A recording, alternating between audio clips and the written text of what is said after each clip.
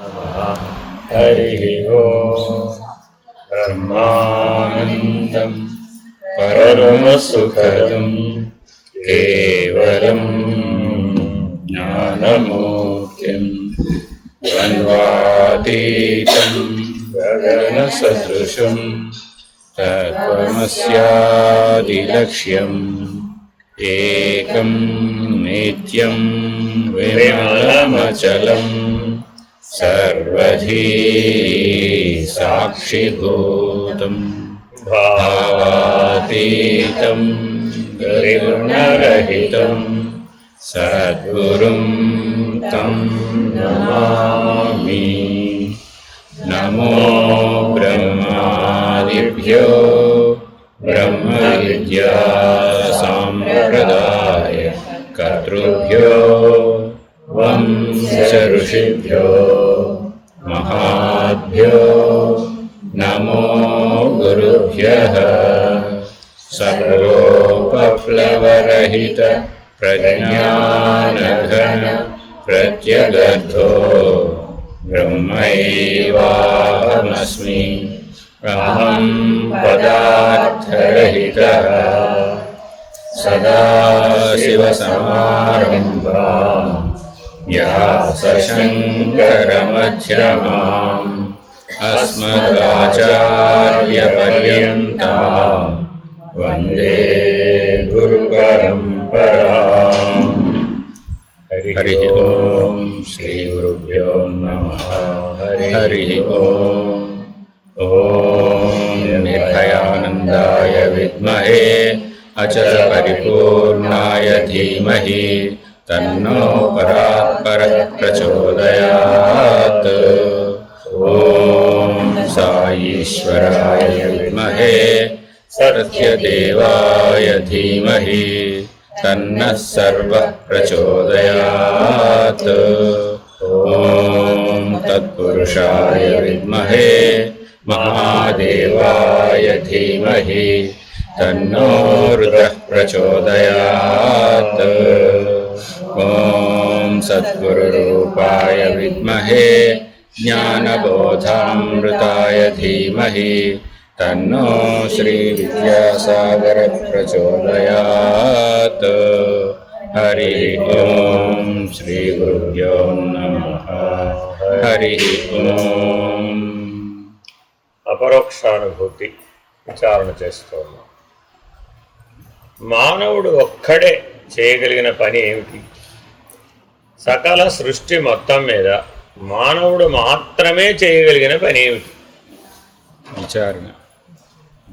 మానవుడు మాత్రమే చేయగలట. జయలక్ష్మి, మానవుడు మాత్రమే చేయగలిగినటువంటి పని ఏమిటి? 84 లక్షల జీవరాశులు ఎన్నో పనులు చేస్తున్నాయి.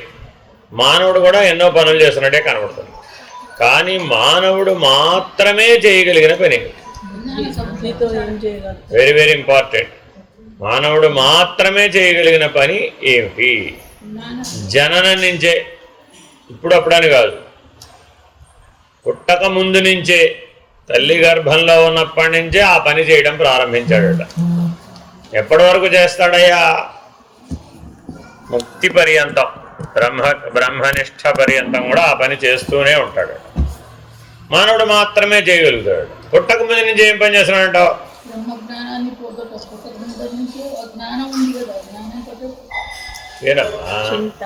ఏంతో పుట్టాడంటల్లా నేను.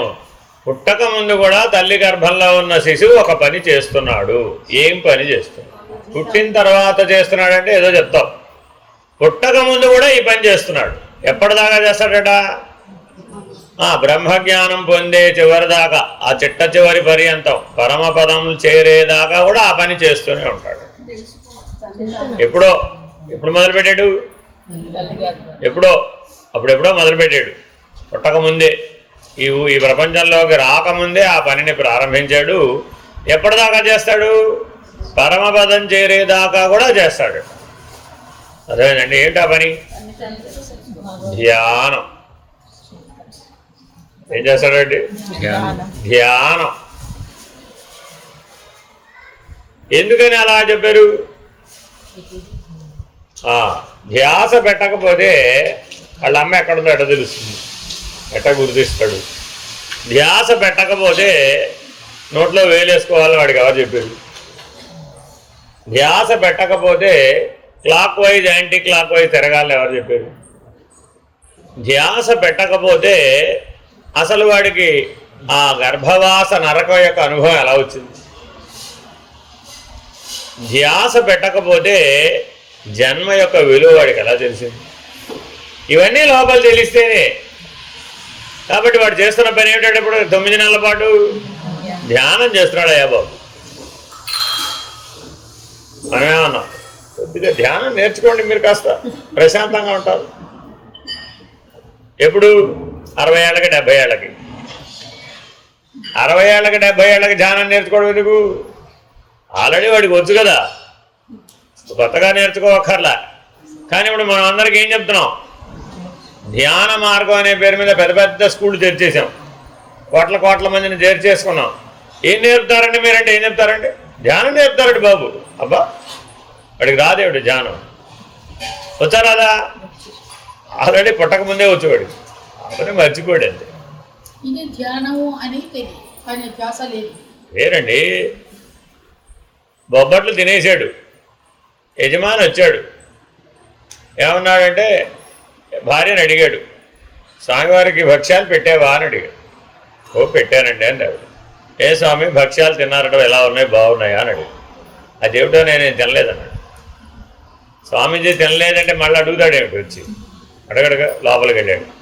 నిన్ను అడిగానా, పెట్టానన్నావా, తిన్నారన్నావా? ఆయన అడిగితే తినలేదంటున్నావు, అసలు నువ్వు పెట్టావా లేదా అని వాళ్ళ ఆవిడ మీద గద్దించి, ఆవిడేమని, పెట్టానురా బాబుడా బాబు, చెప్తే వినవేరా ఆయన, పెట్టానురా బాబు, ఆయన తినేసాడు బాబు, శుభ్రంగా 6 తినేసాడు ఏకంగా. అది కూడా 1 కాదు 2 కాదు 6 తినేసాడు ఆయన. సరే నేనే అడుగుతారా అని మరి భర్త గారు గద్దిస్తే మరి భార్య గారు ఏం చేస్తుంది పాపం. సరే వచ్చింది, స్వామి మీరు తినేశారు కదా, నేను పెట్టినవన్నీ 6 తినేశారు కదా. అవునమ్మా తినేశానమ్మా. మరి మా ఆయన అడిగితే తినలేదని చెప్పారట. ఆయన వచ్చాడు, ఏ స్వామి మీరు తినలేదని చెప్పారు కదా, భక్ష్యాలు తినలేదు కదా అన్నాడు. అవునయ్యా తినలేదు. అదే స్వామి ఇప్పుడే కదా తిన్నారని ఇవిడాడు. ఇంతకీ గొడవ ఏమిటయ్యా? బొబ్బట్లన్నా భక్ష్యాలన్నా ఒకటేరా బాబు. అర్థమైందండి? ఏమనమ్మా వాటిని భక్ష్యాలు అంటారని నాకు తెలియదు. మేము ప్రాంతంలో జీవిస్తున్నాం, ఆ ప్రాంతంలో వాటిని బొబ్బట్లు అంటారు. ఆయన నువ్వు అడిగేవు బొబ్బట్లు తిన్నావా అంటే తిన్నానని చెప్పాను. నువ్వు బొబ్బట్లు అన్నావు కాబట్టి నాకు తెలిసింది. ఆయన వచ్చేమో భక్ష్యాలు తిన్నారా అన్నాడు. ఆ భక్ష్యాలు అంటే ఏమిటో నాకు తెలుసు కాబట్టి తినలేదని. ఇప్పుడు యథార్థంగా తిన్నట్ట తిననట? యథార్థంగా తిన్నట్ట తిననట? కానీ జ్ఞానం లేదు. కాబట్టి జనం నుంచి మరణం దాకా మనం పెద్ద పని చేస్తూనే ఉన్నాం, కానీ దాని తత్సంబంధమైన జ్ఞానం లేదు. కారణం ఏమిటి? తదభ్యాస 4 చేయమని చెప్పారు. ఏమిటండి అది? తదభ్యాస. తర్వాత తత్ప్రతిపాద్య. ఇంకా 2 ఏ చాప్టర్లో చెప్పిన సూత్రాలు ఆ చాప్టర్లోనే మర్చిపోతున్నారండి మీరు. రామ రామ. తదా తద్ ఆరాధనం. తర్వాత అయిపోయిందిగా, ముందే మొదటిదే అది.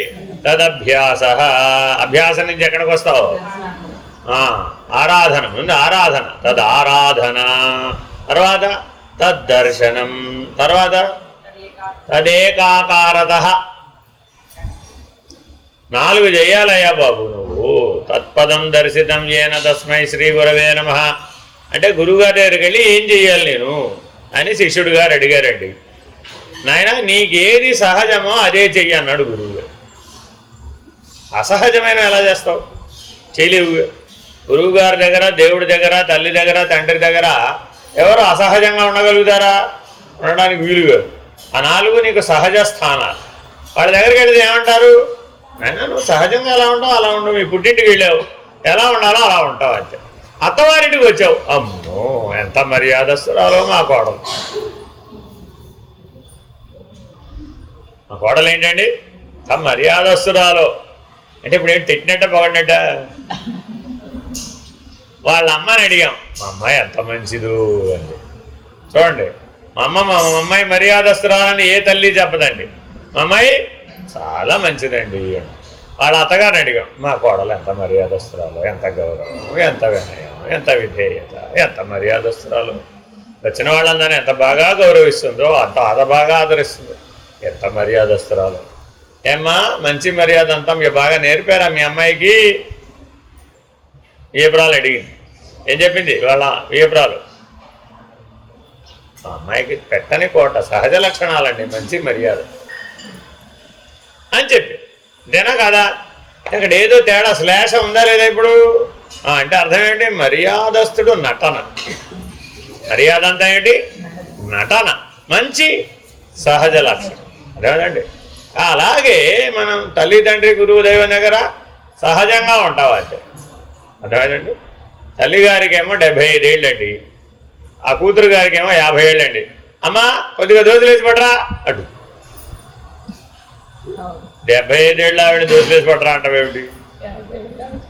50 ఏళ్ళ ఆవిడే ఏముంటుందో తెలుసా?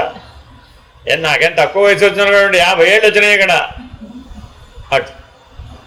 ఆవిడకేదో తక్కువైనట్టు. ఎందుకని? పుట్టింటిలో ఉన్న స్వాతంత్ర్యం. అత్తవారింటికి వెళ్ళిందండి, అక్కడ కూడా అత్తగారికి ఎన్నేళ్ళు? అదే 75 ఏళ్ళు. ఈవిడికి ఎన్నేళ్ళు? 50 ఏళ్ళు. ఏమండి అత్తయ్య గారు కొద్దిగా దోశలేసి పట్టరండి అంత అనుకోండి, రివర్స్ అయిపోతాను. మీకు దోశలేసి పట్టరమ్మంటారా? ఎంత మర్యాదో, ఎంత కథో చూసారా? మానవుడు సహజంగానే ఏ పాత్రలో కావాలంటే ఆ పాత్రలో ఒదిగిపోతున్నాడు. ప్రత్యేకంగా ఎవరు ట్రైనింగ్ ఇస్తున్నారేంటి? చూడాలా అలా ఎలా ఒదిగిపోగలిగాడండి? తదేకాకారత. నీలో సహజ లక్షణం అమ్మా అది. ఏంటది? మంచినీళ్ళు. నీళ్ళని ఏ పాత్రలో పోస్తే ఆ పాత్ర యొక్క ఆకారాన్ని అది ఎలా తీసుకుంటుందో అలాగా మనలో ఉన్న సహజ లక్షణం ఏంటి? అది ఏకాకారత. ఎవరితో ఉంటే వాళ్ళతో కలిసిపోతాడు అంతే. సాధువులతో పెట్టామనుకోండి పరమ సాధువు, భోగులతో పెట్టామనుకోండి ఆహా వాళ్ళతో పాటు వాళ్ళతో కలిసిపోతాడు. ఎందుకని? మనలో లక్షణం ఏంటి? తదేకాకారత. కాబట్టి ఆ ఏకాకారత్వ స్థితిని పొందాలి అంటే ఉండవలసిన లక్షణం ఏమిటి? ధ్యాస. Very very important. అదేనండి. కాబట్టి ఆలయాలకు వెళ్ళినా, ఆశ్రమాలకు వెళ్ళినా, సద్గురు దర్శనానికి వెళ్ళినా చేయవలసినటువంటి అభ్యాసం, పొందవలసిన 4 లక్షణాలు ఏమిటయ్యా అంటే తదభ్యాస, తదారాధన, తద్దర్శనం, తదేకాకారత. ఈ 4ంటికి కలిపి ధ్యానము, ధారణ, సమాధి అని పేరు. అర్థమైందండి? వీటికి ఏమని పేరు? ధ్యానము, ధారణ, సమాధి. అష్టాంగ యోగంలో ఉన్నటువంటి ధ్యాన, ధారణ, సమాధులు ఈ 4 అభ్యాసాల వలన వచ్చేస్తాయి. కాబట్టి ఎప్పుడు ఏం అభ్యాసం చేయాలట? తదధ్యాన, తదారాధన, తద్దర్శనం, తదేకాకారత. అమ్మా తత్ప్రతిపాద్యం, అది మొదటిదండి. తత్ప్రతిపాద్యం అంటే ఎప్పుడు మనకి త్వం కనబడుతూ ఉంటుంది. ఎల్లవేళలా ఏం కనబడుతుంది? త్వమే కనబడుతుంది. త్వం కనబడినప్పుడల్లా తత్తును ప్రతిపాదించాలి. ముందు అభ్యాసం అలా చేయాలి. తదభ్యాస అన్నాడు కదా, ఆ తదభ్యాసం ఎలా చేయాలి? తత్ప్రతిపాద్య. ఏమండి ఈ ఎర్రచీర బాగుందంటారా? చీర బాగుంది. ప్రశ్న ఏమిటి? ఎర్రచీర బాగుందా? సమాధానం ఏమిటి? చీర బాగుంది. చెప్పినట్ట చెప్పనట్ట? విన్నావిడ మనసులో ఎర్రచీర బాగుంది అన్నాడు. ఎందుకని? అదే మననం చేస్తున్నాడు వాడు ఆల్రెడీ. నువ్వు ఎర్రచీర బాగుందనే కదా చెప్పేప్పుడు. అందుకని ఏమన్నాడు? తత్ప్రతిపాద్య. త్వం ఎందుకు చెప్పాలి? నువ్వు తత్తనే చెప్పచ్చు కదా. చీర తత్, ఎర్ర చీర త్వం. రెండు ఒక చోట ఉన్నాయి, వేరు వేరు చోట ఉన్నాయా? అదేనండి. అందంగా ఉన్న మీ శ్రీవారు బాగున్నాడు.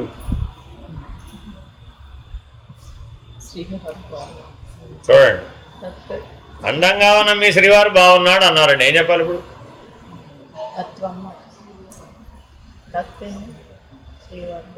మొదటి లక్షణానికి నేను ఓటేను, ఎందుకంటే నేనే అందంగా ఉన్నాను. రెండవ లక్షణం శ్రీవారు బాగున్నాడు, అంతే కదా. సరే, ఆయన ఎలాగూ బాగానే ఉంటాడు, నేను ఉన్నా లేకపోయినా, అంతేనా కదా?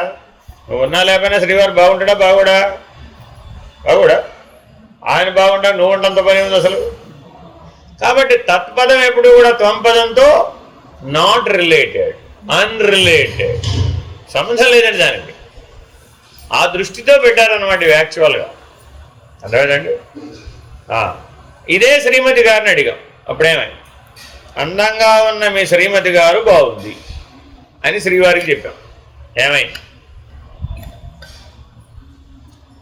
మా ఆవిడ అందంగా లేదు, నేనే అందంగా ఉన్నాను అని ఎప్పుడన్నా అనుకుంటాడంటావా? ఇది కొద్దిగా కష్టమే. సరే, నేను లేకపోయినా మా ఆవిడ బాగుంటుంది, ఇది కూడా కొద్దిగా కష్టమే.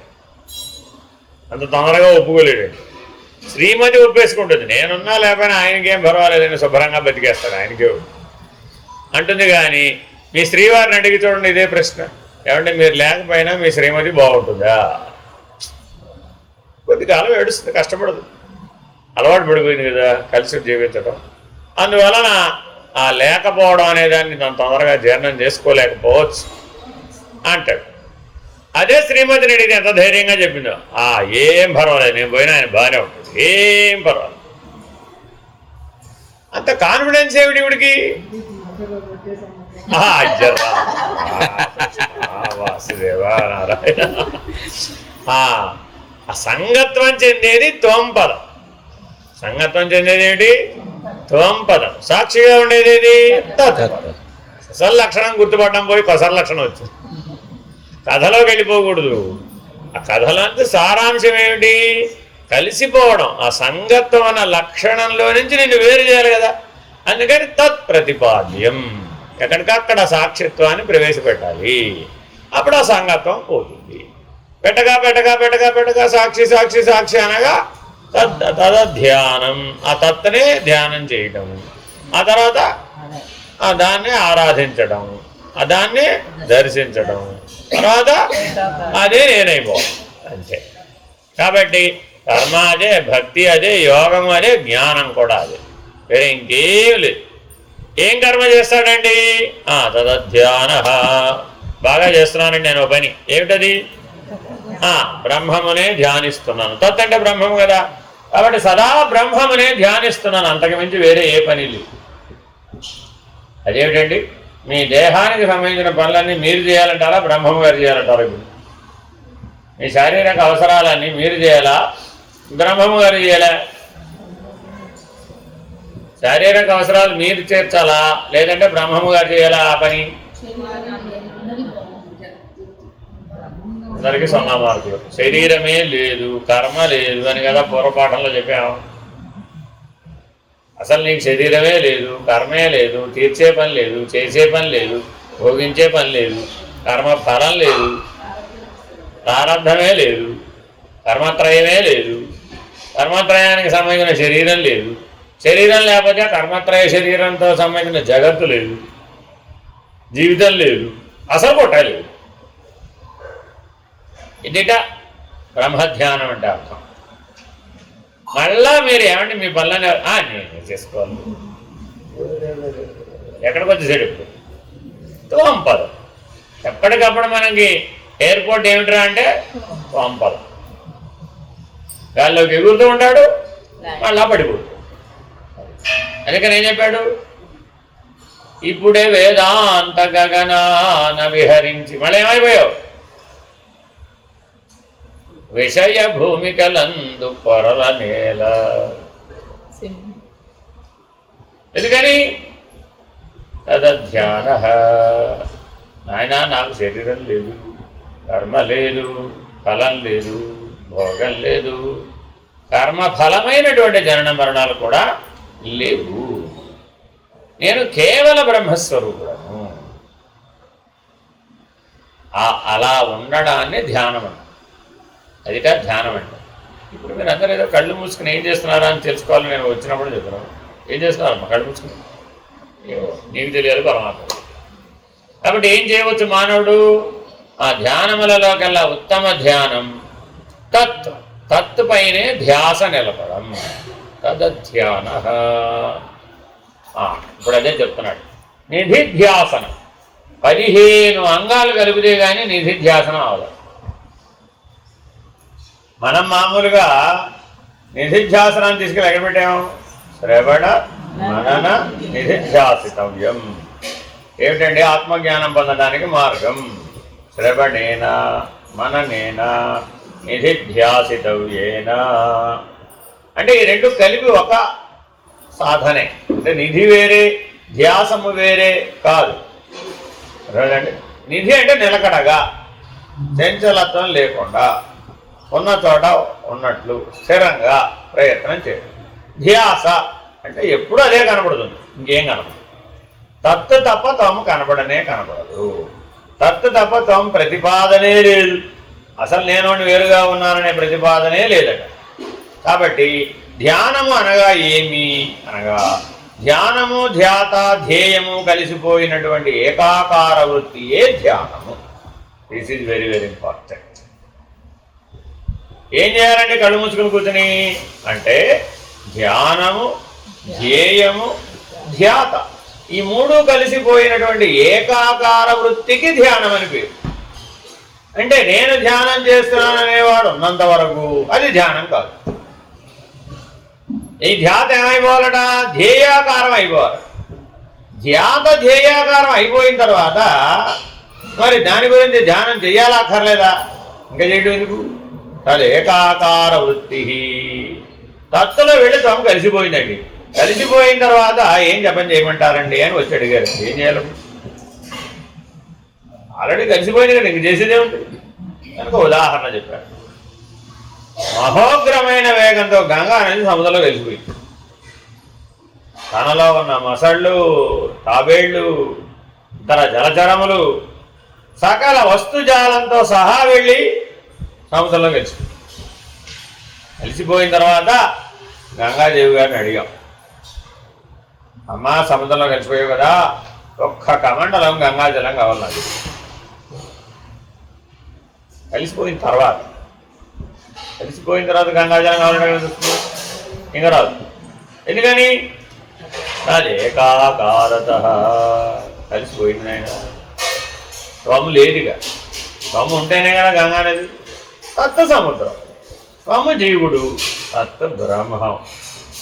కాబట్టి ఎవరైతే బ్రహ్మనిష్ఠుడై ఉన్నాడో వాడి దగ్గరికి వెళ్ళి జీవభావానికి సంబంధించిన, జగద్భావానికి సంబంధించిన, ఈశ్వర భావానికి సంబంధించినటువంటి ఒక అంశనో ఒక భాగాన్నో ఇవ్వమని అడిగాం. ఎక్కడి నుంచి తెచ్చిస్తాడు? ఇప్పుడు ఇవ్వలేదు. ఎందుకని?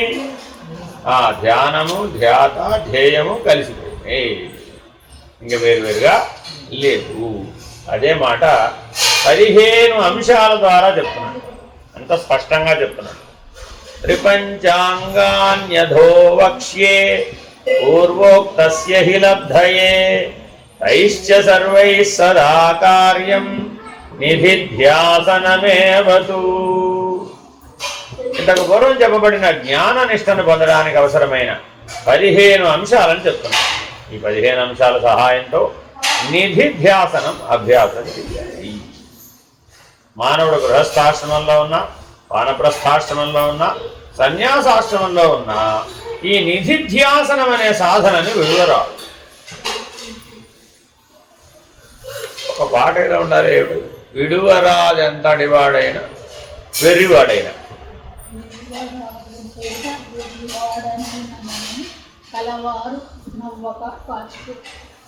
ఎవరు కాపాడు? ఎవరు విడవద్దంటున్నావు ఇప్పుడు? ఇంతకీ వెంకటేశ్వరు నిన్ను విడిచిపెట్టద్దా? నువ్వు వెంకటేశ్వరు విడిచిపెడదా? నేను రివర్స్ అంటున్నా. విడువరాదు ఎంతటి వాడైనా వెర్రి వచ్చినా సరే భగవంతుని విడవకూడదు. ఆ కీర్తనని సరిగా అర్థం చేసుకోకపోవడం వలన నేనే స్థితిలో ఉన్నా నన్ను మాత్రం వెడవమాగానే వెంకటేశ్వరుడికి చెప్పినట్టుగా రాయబడింది అనుకుంటున్నాను. కాదు, ఆయన నిన్ను పట్టుకోవడం ఏమిటి? ఆయనకేం పనమ్మా నిన్ను పట్టుకోవాల్సిన పని? ఇక పని పాట లేకపోతే సరి. మనకి పని పాట లేదని ఆయన కూడా పని పాట లేదనుకున్నట్ట. ఓ ఉదాహరణ చెప్తా చూడు. ఆకాశం నిన్ను ఎప్పుడైనా పట్టుకోలేదా? బాగా ప్రార్థించావమ్మా, పొద్దున మధ్యాహ్నం సాయంత్రం రాత్రి నిద్రపోయేటప్పుడు కూడా ఆకాశమా నన్ను పట్టుకో, ఆకాశమా నన్ను పట్టుకో. నువ్వు పట్టుకోకపోతే నేను ఎప్పటికీ నిన్ను పట్టుకోలేను. ఎప్పటికైనా నువ్వు నన్ను పట్టుకోవాల్సిందే. పలు రీతుల ప్రార్థించాడండి ఆకాశాన్ని పట్టుకోమని. పట్టుకుంటాడా పట్టుకోదంటావా? ఆకాశమే పట్టుకొని ఆత్మ ఎలా పట్టుకుంటుంది? ఎందుకని? ఆత్మానంచ ఆకాశ సంభూత. పంచీకృతమైనటువంటి ఆకాశమే నిన్ను పట్టుకోకపోతే అపంచీకృతమైన మహాపురుషుడు పురుషోత్తముడు ఎందుకు పుట్టుంటాడమ్మా? కాబట్టి పంచీకృత భాగములే అధిష్టాన ఆశ్రయ ధర్మానికి లోబడటం లేదు. మరి అపంచీకృతమైన పురుషోత్తముడిని ఏమంటున్నావు? నన్ను మర్చిపోమాడు, నన్ను గుర్తెట్టుకోయ్యాగో. పని పాట లేకపోతే లేదు. అందుకే చెప్పాడు కర్మ భక్తి యోగంలో ఉన్నటువంటి ఏ సాధన జ్ఞాన మార్గంలో పనికిరాదు, అవి ఉపయుక్తం కాదు. ఏమంటే మాకు ఆల్రెడీ నిధిధ్యాసనం గురించి తెలుసు కదా, నీకేమీ తెలియదు. నేను తల్లి గర్భంలో నుంచే ధ్యానం చేస్తున్నాను కదా, సొన్నా ఏమీ లేదు. నీకు తెలియదు అసలు ధ్యానం గురించి, అసలు ధ్యాస గురించి, ధ్యాస పెట్టడం అనే దాని గురించి నీకు తెలియదు. ఎలాగో చెప్తాను. కనుక జ్ఞానస్వరూపాన్ని వర్ణించారు. ఈ విధమైన జ్ఞానాన్ని పొందడానికి 15 రకాల సాధనాలను చెప్తాను. వాటిని ఆధారంగా గ్రహించి అభ్యాసం చేస్తే జ్ఞానప్రాప్తి కలుగుతుందని చెప్తాను. జ్ఞానప్రాప్తి మన లక్ష్యం. ఈ చెప్పబోయేదంతా ఆ లక్ష్య సాధనకు అభ్యాస క్రమం. కాబట్టి కైవల్యాశ్రమ సభ్యులు ఎవరు కూడా ఏం చేయమంటారో నన్ను అడగక్కర్లా. ఇదిగో ఈ 15 చేస్తే మీరు బ్రహ్మనిష్ఠులే, చెయ్యకపోతే జీవులే. మొట్టమొదటిది నిత్యాభ్యాసాదృతే ప్రాప్తిర్న భవేత్ సచ్చిదాత్మనః తస్మాత్ బ్రహ్మనిధిధ్యాసే జిజ్ఞాసు శ్రేయసే చిరం. నిరంతర అభ్యాసం చేస్తే తప్ప సచ్చిత్ స్వరూపమైన ఆత్మప్రాప్తి కలుగదు. కాబట్టి జిజ్ఞాసు అయిన వాడు తన శ్రేయస్సు కోసం చాలా కాలం పాటు బ్రహ్మచింతనం చెయ్యాలి. అంటే బ్రహ్మను గురించిన ధ్యానం చెయ్యాలి. బ్రహ్మజ్ఞానం అనేది సులభంగా ఒక రోజులో కలిగేది కాదు. నిరంతరం విఘ్నాలకు కష్టాలకు వెనుదీయకుండా సాధన చెయ్యాల్సిందే. నిరుత్సాహం పనికిరాదు, పట్టుదల విడువరాదు. ఇది జిజ్ఞాసుల లక్షణం. మనం అందరం జిజ్ఞాసులమేనా? ఎలా తెలుసు మనకి? ఎలా తెలుసు మనకి? రాత్రి నిద్రపోయినప్పుడు మీ పట్టుదలంతా ఎక్కడికి పోయిందంటారు? పోయే ఒక అవస్థలో పోయింది. పోనీ కళ కంటున్నప్పుడు ఎక్కడికి పోయిందంటారు? అప్పుడు పోయే. ఎందుకని కళలో మునిగిపోయావుగా. సరే, పోనీ ఇలాలో ఉందేమో చూద్దాం. జాగ్రత్తావస్థలో పట్టుదలతో ఉన్నామా లేదా? అంతేనా కాదా? పట్టుదలతో ఉంటే ఎలా తెలుస్తుంది? పట్టుదలతో ఉన్నట్టు ఎలా తెలుస్తుంది? పట్టుదలతో ఉన్నట్టు ఎలా తెలుస్తుంది? పట్టుదలతో ఉన్నట్టు ఎలా తెలుస్తుంది? ఎలా తెలుస్తుంది? ఎలా తెలుస్తుంది? ఎలా తెలుస్తుంది? ఎలా తెలుస్తుంది? ఎలా తెలుస్తుంది? ఎలా తెలుస్తుంది? మనకు తెలియదు కాబట్టి ఆన్సర్ లేదు. శరీర స్పృహ జగత్ స్పృహ లేనివాడే పట్టుదల కలిగినవాడు. నీ శరీరం నీకు తోచకూడదు, జగత్తు నీకు తోచకూడదు. కేవలం లక్ష్యం మాత్రమే తోచాలి, ఇంకేం తోచదు. తోస్తే ఆ పట్టుదల లేనట్టే. స్కూల్కి వెళ్ళాడండి చదువుకునే పిల్లాడు, దృష్టి ఎక్కడ పెట్టాలి? ధ్యాస ఎక్కడ పెట్టాలి? ఆ మాస్టరు పుస్తకం బ్లాక్ బోర్డు ఏదో క్లాస్ రూమ్లో ఏం జరుగుతుందో అక్కడ పెట్టాలి. ఏం చేశాడు? కవాక్షంలో నుంచి విండోలో నుంచి చూశాడు. అక్కడ ఎవరో పాపం లీజర్ పీరియడ్ వాళ్ళు ఉంటారు కదా, వాళ్ళు ఫుట్బాల్ ఆడుకున్నారు. దృష్టి అంతా దేని మీద ఉంది ఇప్పుడు? ఫుట్బాల్ మీద. మరి అప్పుడు చదువు వస్తుందా? తెలివైన వాడే, కానీ ఏం లేదు, ధ్యాస లేదు. ధ్యాస ఎందుకు లేదు? పట్టుదల లేదు. ధ్యాస ఎందుకు లేదు? పట్టుదల లేదు. మిగిలిన వాటి మీద లేదా? ఏది నేర్చుకుంటే లక్ష్యం చేరతాడో దాని మీద పట్టుదల ఉండాలంటావా? అన్యమైన దాని ఎన్ని ఉండాలంటావా? ఇప్పుడు అంతటా ఉన్నది బ్రహ్మమే అని సిద్ధాంతవచనము, శాస్త్రవచనము, గురువాక్యము ఒకటే అయి ఉంది కదా. పట్టుదల ఇప్పుడు మనం దేని కనిపెట్టాలట? ఆ బ్రహ్మమునే గుర్తించాలి, ఆ బ్రహ్మమునే ధారణ చేయాలి, ఆ బ్రహ్మమునే దర్శించాలి, ఆ బ్రహ్మములోనే లయమైంది. ఎందుకని? అంతటా ఉన్న సముద్రంలో నది లయమైపోవడం సులభమే కదా, ఏం కష్టపడాలి దానికి? ఏదో మనం నది లాంటి వాళ్ళం, తోంపదం, మన దారి కూడా బోల్డ్ క్షేత్రాలు కూడా ఉన్నాయి. ఎంతమందో రోజు కోట్లాది మంది మునుగుతున్నారు, వాళ్ళ పాపాలన్నీ మనం తీసుకుంటున్నాం, వాళ్ళన్నిటినీ శుభ్రం చేస్తున్నాం, వాళ్ళ పవిత్రులు చేస్తున్నాం, పంపిస్తున్నాం. సరే, మన గతి మోక్షం ఏమిటి ఇంతకి? ఇంతేనా నా ఉద్యోగం? పైనుంచి వర్షం పడ్డాం, కొండల మించి కింద పడ్డాం, కింద పడ్డవాడు కాస్త ఎక్కడెక్కడికో ప్రవహించడం, ఆ ప్రవహించిన వాడి గతి మోక్షం ఏమిటి? తన స్వస్థానమునకు చేరడమే వాడికి గతి మోక్షం. అంతే కదా. నీ జీవితం ఎలా అయినా ఎన్ని వంకలైనా తిరిగిపోయి ఉండొచ్చండి, ఎన్ని కొండల చుట్టూ అయినా వెళ్ళి ఉండొచ్చు, లేదా ఎన్ని లోయల్లో అయినా నువ్వు ప్రవహించి ఉండవచ్చు, లేదా ఎన్ని మాలిన్యాలను కలుపుకుంటూ నువ్వు వెళ్ళి ఉండవచ్చు. చివరికి నీ గతి మోక్షం ఏమిటని నీకు ప్రశ్న రావాలా అక్కర్లేదు. ఏమిటి నీ గతి మోక్షం? నీ స్వస్థానానికి నువ్వు చేరడమే. కాబట్టి నీ స్వస్థానం ఏమిటి? బ్రహ్మమే కదా. కాబట్టి ఎప్పుడూ దృష్టి దేని మీద పెట్టాలట? బ్రహ్మమునే పట్టుకోవాలి, బ్రహ్మమునే చూడాలి, బ్రహ్మమునే గుర్తించాలి, బ్రహ్మమునే అనుభవించాలి, బ్రహ్మములోనే లయమైపోవాలి. కాబట్టి నేను బ్రహ్మమునే అయి ఉన్నాను, స్థానం కూడా అదే. నేను బ్రహ్మమునే అయి ఉన్నాను, స్థితి కూడా అదే. నేను బ్రహ్మమునే అయి ఉన్నాను, అనుభవం కూడా అదే. నేను బ్రహ్మమునే అయి ఉన్నాను, నిర్ణయం కూడా అదే. ఇలా ఉండటాన్ని మాత్రమే నిరంతరం అభ్యాసం చేయాలి. ఈ పట్టుదల దీని ఏమంటారంటే బ్రహ్మానుచింతనం. ఇలా ఉండటాన్ని ఏమంటారండి? ఈ అభ్యాసానికి ఓ పేరుంది, ఏమంటారు? బ్రహ్మానుచింతనం. ఎప్పుడూ వాడికి బ్రహ్మమే. శరీరం చూద్దామా, అది బ్రహ్మమే. అన్నం చూద్దామా, అది బ్రహ్మమే. ప్రాణం చూద్దామా, అది బ్రహ్మమే. మనస్సు చూద్దామా, అది బ్రహ్మమే. బుద్ధిని చూద్దామా, అది బ్రహ్మమే. ఆనందాన్ని, అది బ్రహ్మమే. అజ్ఞానం బ్రహ్మమే.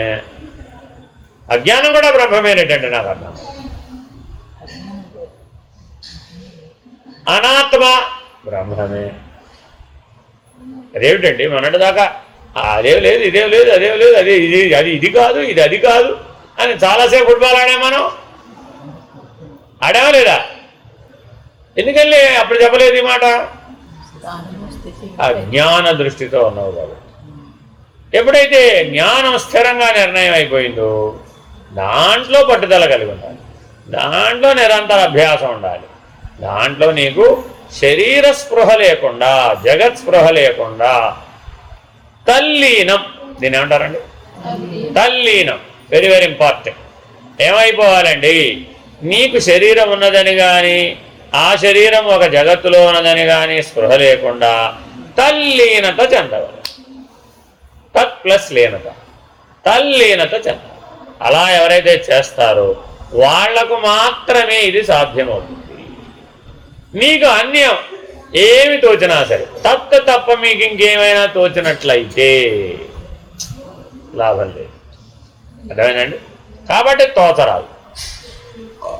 యమోహినియమస్త్యాగో మౌనం దేశశ్చ కాలతః ఆసనం మూలబంధశ్చ దేహ సంయంజ దృక్స్థితిః ప్రాణ సంయమనం చైవ త్ర్యాహారశ్చ ధారణా ఆత్మధ్యానం సమాధిశ్చ ప్రోక్తాన్యంగాని వైక్రమాత్.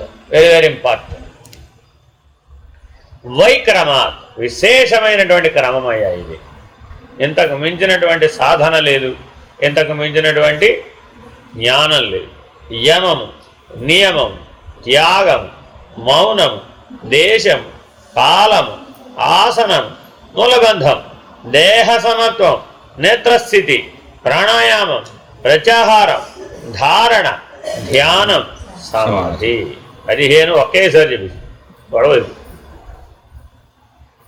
నిరంతర అభ్యాసం ఏం చేయాలయ్యా? యమ, నియమ, త్యాగ, మౌన, దేశ, కాల, ఆసన, బంధ, సమత్వ, నేత్ర, ప్రాణాయామ, ప్రత్యాహార, ధారణ, ధ్యాన, సమాధి. ఇందులో అష్టాంగ యోగం 8 ఉన్నట్టే కనబడుతున్నాయి. దానికో 7 కలిపాడండి. ఆ 7 ఏమిటి? మౌనం, త్యాగము, మౌనము, దేశము, కాలము,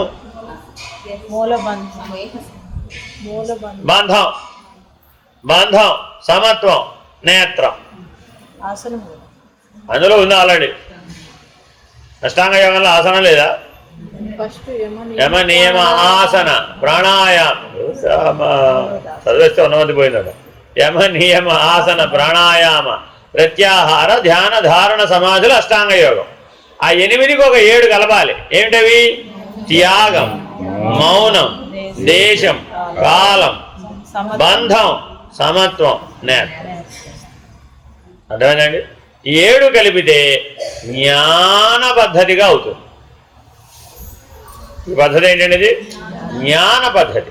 నిజానికి ఈ 7 లేకపోవడం వలన ఆ 8 నిష్ఫలం అవుతుంది నేర్చుకున్నప్పటికీ. యోగం యోగి అని ఉండిపోతున్నాడు, జ్ఞాని అవటం లేదు. ఎందుకని? ఈ 7 లేవు కాబట్టి. త్యాగం అంటే అర్థం ఏంటి? నేను ఎంతకాలం నుంచి ధ్యానం చేస్తున్నానో తెలుసా? ఏం చేయాలి? ధ్యాతను త్యాగం చెయ్యి. ఎవరిని త్యాగం చేయాలి ఇప్పుడు? ధ్యాతను త్యాగం చెయ్యి. నేను ఎంతకాలం నుంచి బ్రహ్మమును గుర్తిస్తున్నానో తెలుసా? జ్ఞాతను త్యాగం చెయ్యి. గుర్తించేవాడెవడు? జ్ఞాత. కాబట్టి బ్రహ్మము నీకు తెలియబడాలంటే ఎవరు త్యాగం చేయాలి? జ్ఞాతను త్యాగం చేయి. ధ్యాతను త్యాగం చేయాలి, జ్ఞాతను కూడా త్యాగం చేయాలి. ఎలా చేయాలి? మౌనం. ఎంతకాలం నుంచి మాట్లాడుతున్నానో తెలుసా? ఎవరైనా అన్నారా? ఎందుకని? మాట్లాడడం అందరూ చేసే పని అంతేనా కదండి. అదే ఒక ఆయన 16 ఏళ్ళ నుంచి మౌనంగా ఉన్నాడండి. ఆయన పేరు మౌనస్వామి అన్నారు అందరూ. ఆయన పేరు ఎవరెట్టారు?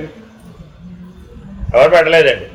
చూసేవాళ్ళు, వచ్చేవాళ్ళు, పోయేవాళ్ళు అందరూ ఏమంటే స్వామివారు ఏం చేస్తున్నారు? మౌనంగా ఉన్నారు. ఏమంటే స్వామివారు ఇలా కొంతకాలం జరిగి జరిగి జరిగి జరిగి వారి పేరు ఏమిటో ప్రపంచం అంతా మర్చిపోయింది. ఎవరండి ఆయన? మౌనస్వామి గారండి. అంతే. ఇప్పుడు ఎక్కడున్నారండి? అక్కడెక్కడో శ్రీశైలంలో ఉన్నారండి. ఇప్పుడు ఎక్కడున్నారండి? అక్కడెక్కడో అరుణాచల్లో ఉన్నారు. ఏమిటండి ఆయన పేరు? దాని అర్థం ఆయన ఏం చేస్తున్నాడని? ఎప్పుడూ మౌనంగా ఉంటాడని. ఏమిటి మౌనం అంటే? ఏదో చెప్తున్నాడు ఆయన. జ్ఞానం కావాలి అంటే, బ్రహ్మజ్ఞాన ప్రాప్తి కావాలంటే తప్పనిసరి అయిన వాటిలో మౌనం అవ్వడం వెరీ వెరీ ఇంపార్టెంట్. మౌనం అంటే ఏమిటి?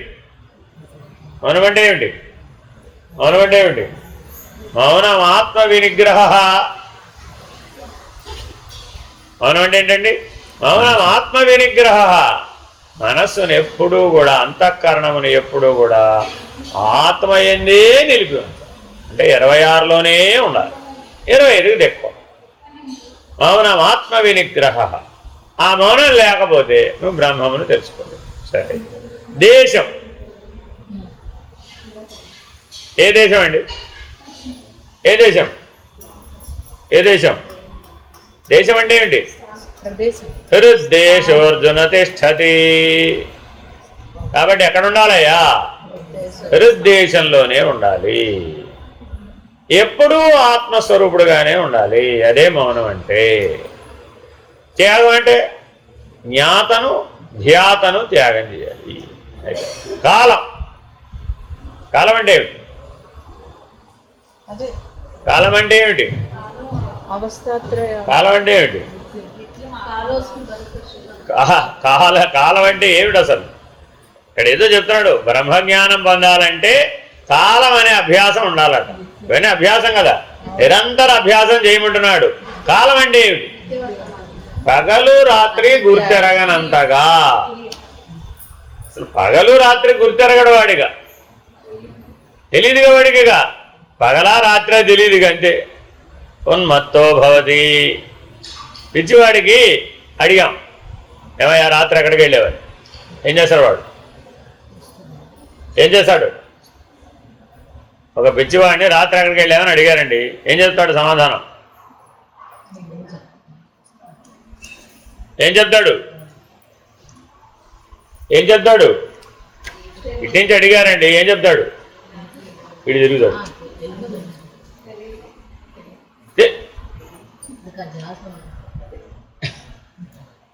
ఇటు నుంచి అడిగితే ఏం చేశాడు పిచ్చివాడు? కొడుకు. రేపేం చేస్తావు?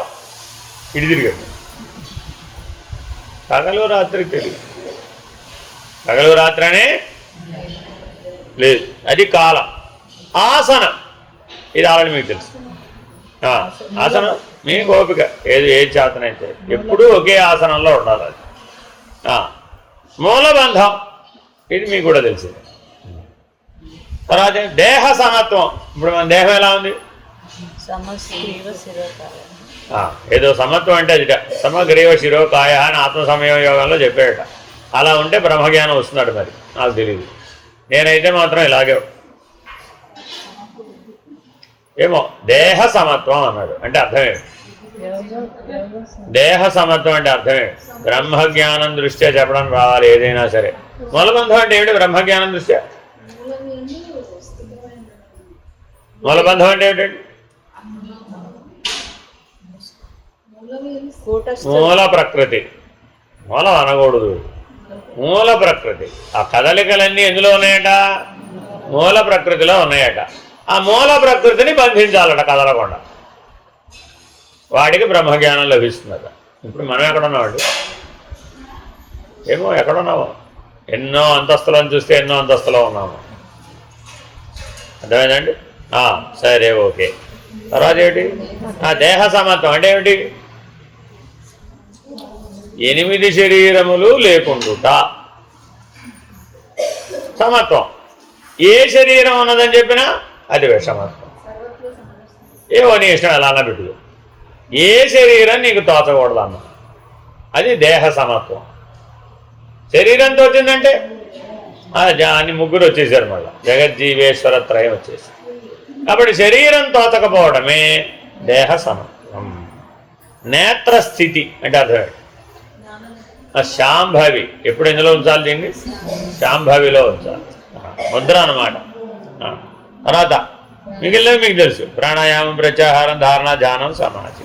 కాబట్టి ఈ 15 సూత్రాలు క్రమంగా అభ్యాసానికి, నిధిధ్యాసానికి అంగములుగా చెప్తారు. ఇక వరుసగా వీటిని గురించి వివరంగా చెప్తున్నారు. అనేక వేదాంత గ్రంథాలలో, యోగశాస్త్ర గ్రంథాలలో కూడా వీటి గురించి చెప్పబడి ఉంది. సర్వం బ్రహ్మేతి విజ్ఞానాదింద్రియగ్రామ సంయమః యమోయమితి సంప్రోక్తో అభ్యసనీయో ముహుర్ముహు. ఎంత గొప్ప ఆశీర్వచనమో ఇది. ఈ ఒక్కటే చాలట, ముహూర్త కాలంలో బ్రహ్మనిష్ఠుడు అయిపోవచ్చు. ఒక్క యమమనే నియమం, యమము అనే లక్షణం ఉంటే చాలట బ్రహ్మనిష్టకి. ఇంకే మిగిలిన ఏమక్కర్లేదు.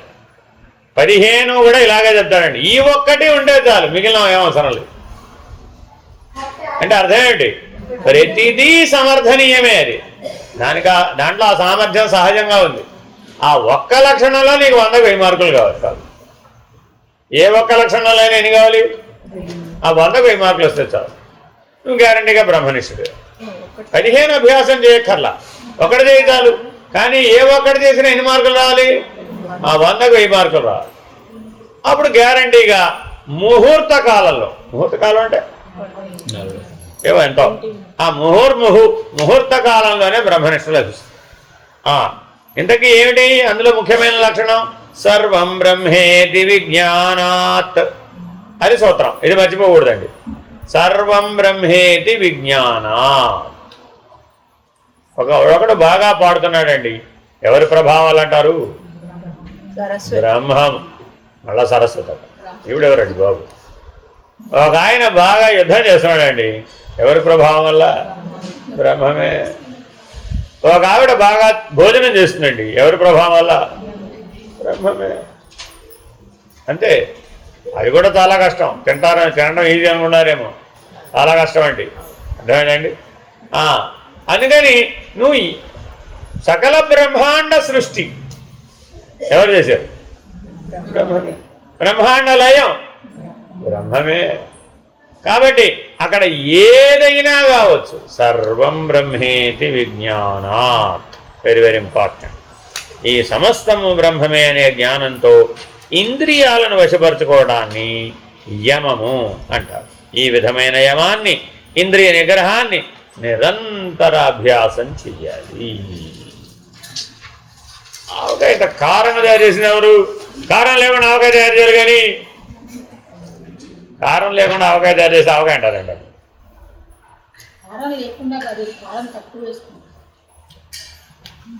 తక్కువ ఎక్కువ అంటే బ్రహ్మాభ్యాసం అవుతుందంటావు కాదండి.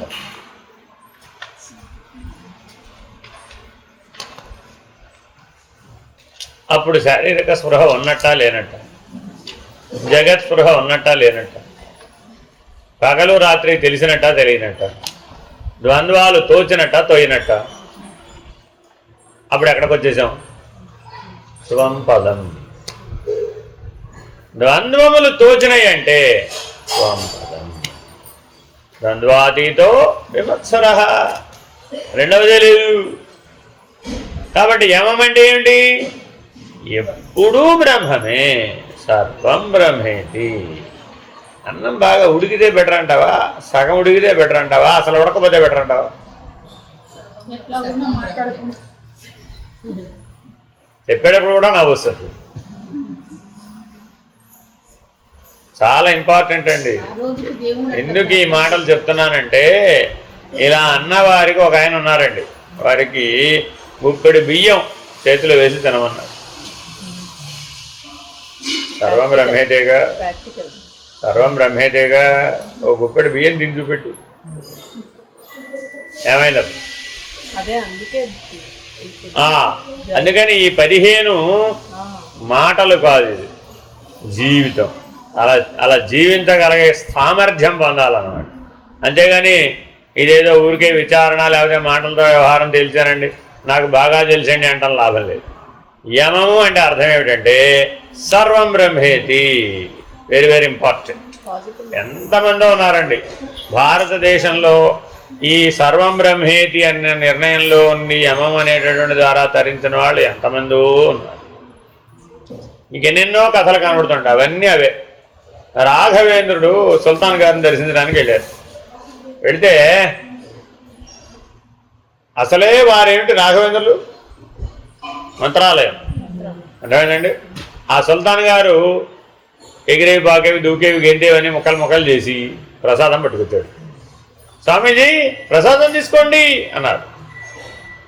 అలాగే అన్నారు అంతేవారు.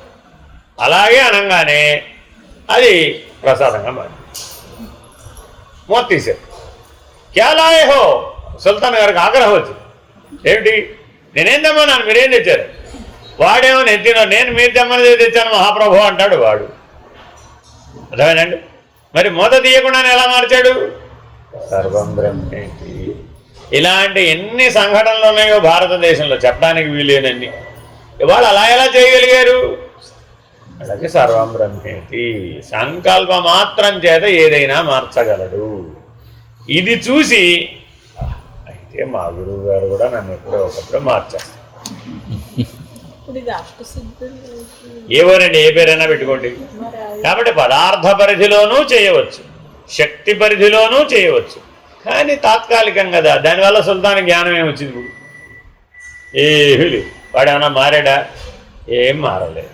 వాడి లక్షణం ఏమన్నా పోయిందే?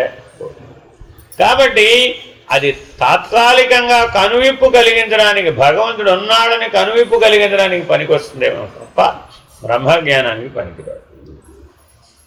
అర్థమైందండి. కాబట్టి బ్రహ్మజ్ఞానం పొందాలనుకునేవాడు ఎప్పుడూ కూడా ఒకే లక్షణంలో ఇంద్రియ నిగ్రహాన్ని కలిగి ఉండాలి. యమ దశాయమ అని 10 లక్షణాలు అష్టాంగ యోగంలో యమం అంటే ఏమిటో చెప్పాడు. కానీ ఇప్పుడు మనం ఏ యోగంలో మాట్లాడుతున్నాం? జ్ఞానం, బ్రహ్మనిష్ట అనే దృష్ట్యా మాట్లాడుతున్నాం. ఎప్పుడైనా సరే మెలకువలో కావచ్చు, కళలో కావచ్చు, నిద్రలో కావచ్చు, సర్వం బ్రహ్మేతి. ఈ యమాన్ని గురించి పతంజల యోగ దర్శనం 2వ పాదం 30వ సూత్రంలో చెప్పారు. అహింసా సత్యమాస్తేయం బ్రహ్మచర్య పరిగ్రహాయమా. అర్థమైందండి? ఏమిటవి? అహింస, సత్యం, ఆస్తేయం, బ్రహ్మచర్యం, అపరిగ్రహ. ఈ 5 ఏమంటారండి? యమము. అహింస, సత్యము, ఆస్తేయం. దొంగతనం చేయకుండా. ఆస్తేయం అంటే ఏంటి?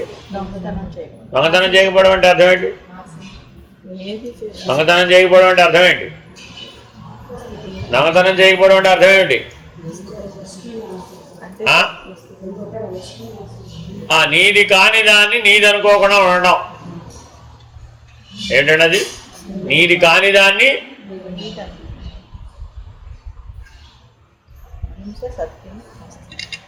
ఇది కాని దాన్ని నీది అనుకోకూడదట. అంతే, అనుకోకూడదు, తీసుకోవడం కాదు సుమి. మనసులో నీది కాని దాన్ని నీది అనుకోకుండా ఉండటం. అంతేనా కాదా? మనం అందరం పాటిస్తున్నా అంటారా? పాటించడం లేదంటారా? నా సోప్ నేనే తోముకున్నానండి, నా షాంపూ నేనే వాడుకున్నానండి, నా బట్టలు నేనే వాడుకుంటున్నానండి. అసలు నేను పక్క వాడి వైపు ఉండండి బాబు, వాడు అసలు నాకు వేరే వాడు పడవండి బాబు, అసలు నాకు అసలు అది. జగజ్జీవేశ్వర త్రయమునందు దృష్టి లేకుండా ఆస్తేయం. త్రిపుటి నీది కాదు కదా. సూత్రం ఏం మారలేదు.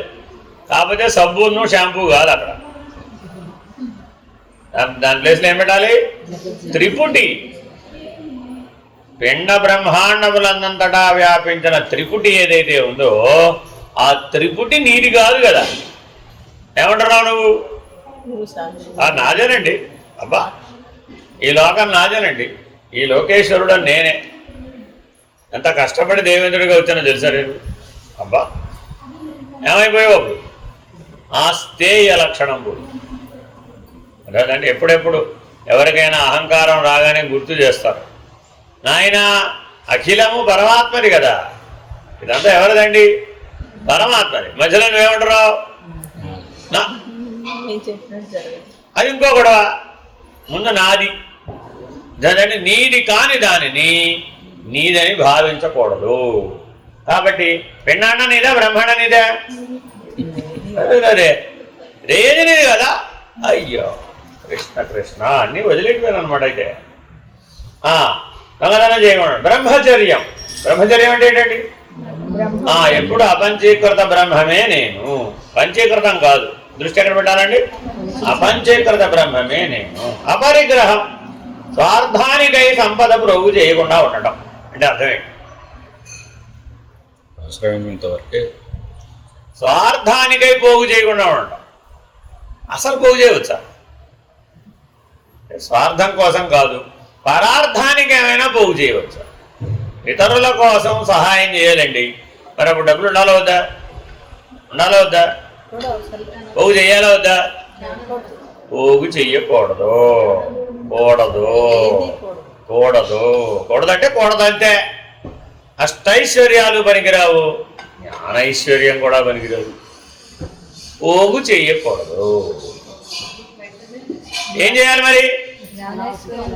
ఒక ఆవిడ వచ్చి మా అమ్మాయి పెళ్ళి అండి, నా దగ్గర డబ్బులు లేదండి అని అడిగింది.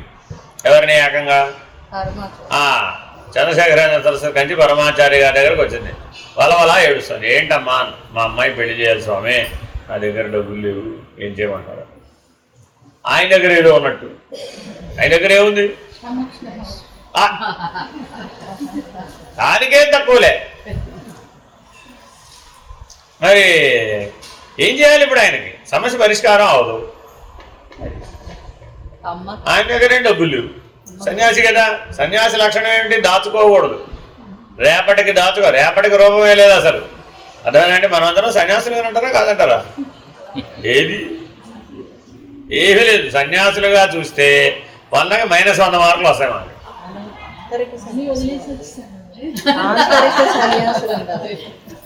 ఇది కూడా వదలటమే.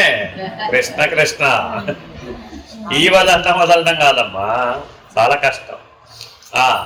సరే నేనేం చేస్తాను తల్లి, అంతా నీ లీలా, నువ్వే చూసుకోవాలి, నేనేం చేసేదేం లేదు అని ఆయన మౌనంగా ఉన్నాను. అక్కడ ఆ కథ నేను చాలాసార్లు ఇప్పటికి చదివాను, విన్నాను కూడా, చెప్పాను కూడా. వారు కామాక్షిని అర్థించారు, ఈ సమస్యకు పరిష్కారం చూపెట్టమని. అర్థించలేదు. అర్థిస్తే సన్యాసిగాడు,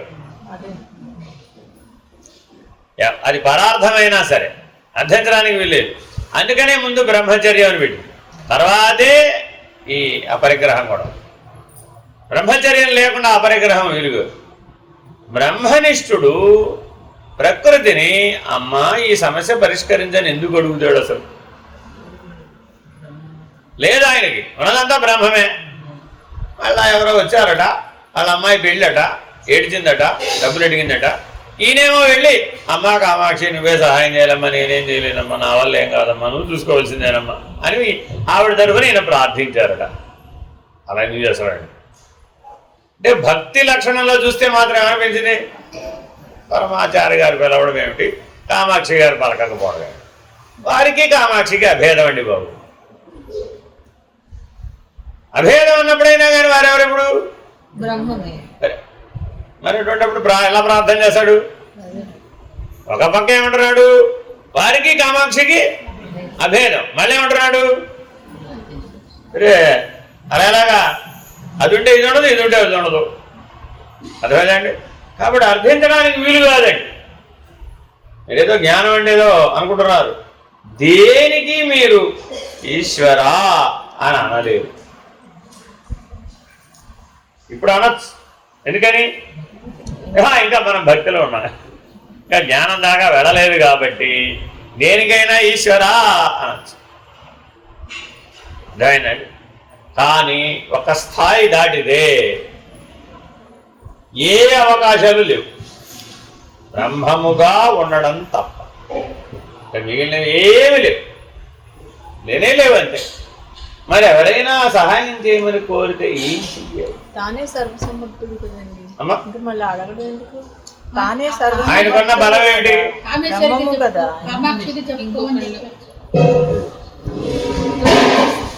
ఆయనకున్న బలం ఏమిటి? బ్రహ్మం.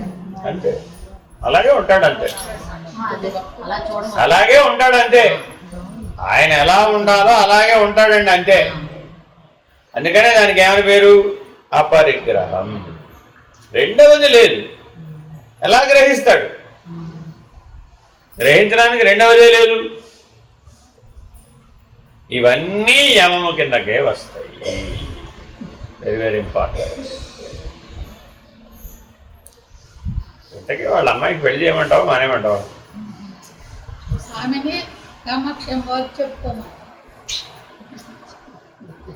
ఎలా కామాక్షి ఎవరు? ఉన్నది బ్రహ్మమే. ఎవరండి? అడగడానికి వచ్చిన అమ్మవారికి చెప్పుకోమ్మా. ఆ కథలో సారాంశం మనమేం తెలుసుకోవాలి అని. ఈ కథ అందరికీ తెలుసు, ఎవరికి తెలియదు? నువ్వు రోజు చెప్పుకోవట్లేదండి మీ అమ్మకి. అసలు లేదండి, అక్కడ ఉన్నాయండి పెండ. ఇందాకేం చెప్పాడు? పెండ బ్రహ్మాండములే లేవు.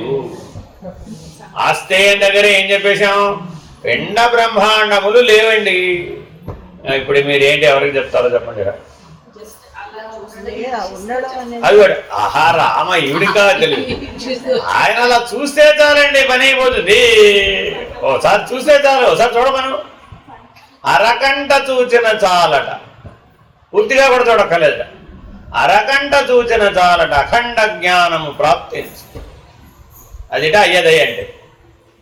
కానీ మరి ఇప్పుడు అరకంట ఏం కర్మ, పొద్దున్న 40 రోజులు ఆయన ఎదుర్కొండానే కూర్చోండి, ఏం రాలేదే. ఈ తెలివి ఈ చూపు సంగతి చెప్పడం లేదు, బ్రహ్మనిష్ట సంగతి చెప్తున్నాం. కాబట్టి ఇవన్నీ దేని కిందకు వస్తాయి?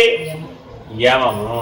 కాబట్టి బ్రహ్మనిష్ఠుడైన వాడి దగ్గరికి వెళ్ళి ఐహికమైన అంశాలను ప్రతిపాదించడం వలన ఏం ప్రయోజనం లేదు. Very very important. బిచ్చగాడి దగ్గరికి వెళ్ళి కోట్లు అడిగామట. బిచ్చగాడి దగ్గరికి వెళ్ళి కోట్లు అడిగితే ఏమిస్తాడు? నేనే ఆల్రెడీ బిచ్చగాడిని, నా దగ్గరే ఏమి లేవు. పరమహంస దగ్గర వచ్చి ఎంతమంది ఏదో అడిగారా లేదా? ఏం చెప్పాడు ఆయన? నా దగ్గరే ఉంది, నాకేం తెలియదు, నాకేం రాదు, నా దగ్గర ఏమి లేదు, నేను మూర్ఖుణ్ణి. స్ట్రైట్గా నేను మూర్ఖుణ్ణి, నువ్వు నన్ను అడుగుతున్నావు, ఏం చెప్పు నీకు? పారమార్థికం అడగచ్చు. ఏమో నువ్వేం అడుగుతావు? అడగాలంటే వేరుగా ఉండాలా వద్దా? వేరుగా ఉంటే బ్రహ్మనిష్ట ఎలా వస్తుంది? అడిగేవాడు చెప్పేవాడు లేరు అక్కడ, ఉంటే యమం అవ్వదు. కాబట్టి సముద్రం ఎలా అయితే నదిని కలిపేసుకుంటుందో బ్రహ్మనిష్ఠుడు సకల బ్రహ్మాండమును తనలో కలిపేసుకుంటాడు. వాడు చేయగలిగింది ఒకటే, ఏమిటండి అది? తదేకాకార వృత్తి. సజాతీయ ప్రవాహశ్చ విజాతీయ తిరస్కృతి నియమో హి పరానందో నియమాత్ క్రియతే బుధై. అండి, ఈ సృష్టి మొత్తం అంతా కూడా సజాతీయము విజాతీయము అనే రెండు లక్షణాలతో ఉందట. సృష్టి అంటేనే ఒకటి సజాతీయము, రెండు విజాతీయం. సజాతీయ ధ్రువములు ఫిజిక్స్ లా ఉంది, ఏమిటది? సజాతీయ ధ్రువములు వికర్షించును, విజాతీయ ధ్రువములు. ఇప్పుడు ఏం చేయాలైతే మరి? భూమి యొక్క నార్త్ పోల్ ఉందండి, భూమి యొక్క నార్త్ పోల్కి ఆకర్షించాలంటే ఏం చేయాలి?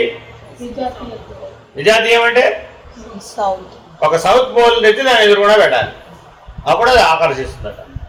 మనకి మరి దక్షిణ ధ్రువాన్ని పట్టుకెళ్ళి ఉత్తర ధ్రువం దగ్గర కూడా అంటారా? కుదరదే. పోనీ మనకు దగ్గరలో ఉన్న చంద్రుడి యొక్క నార్త్ పోల్నో సౌత్ పోల్నో తెచ్చి పెడదామంటారా? అది ఎలా చెప్పేది?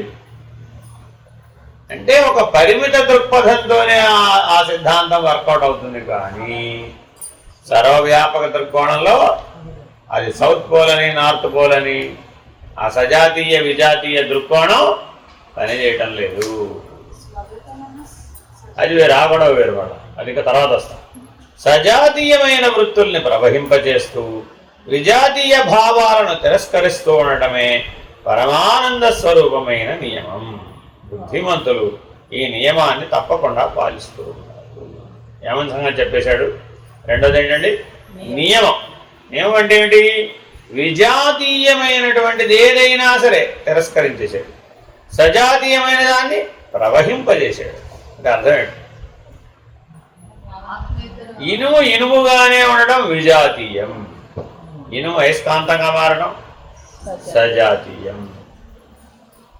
అయస్కాంతంగా మార్చగలిగే శక్తి కరెంట్లో ఉంది. ఏం చేసింది ఇప్పుడు? ఆ కరెంటు ఆ ఇనుము గుండా ప్రవహించింది, అంతే. ప్రవహిస్తే దాని యొక్క విజాతీయ లక్షణం దూరం అయిపోయింది, సజాతీయ లక్షణం బలపడిపోయింది.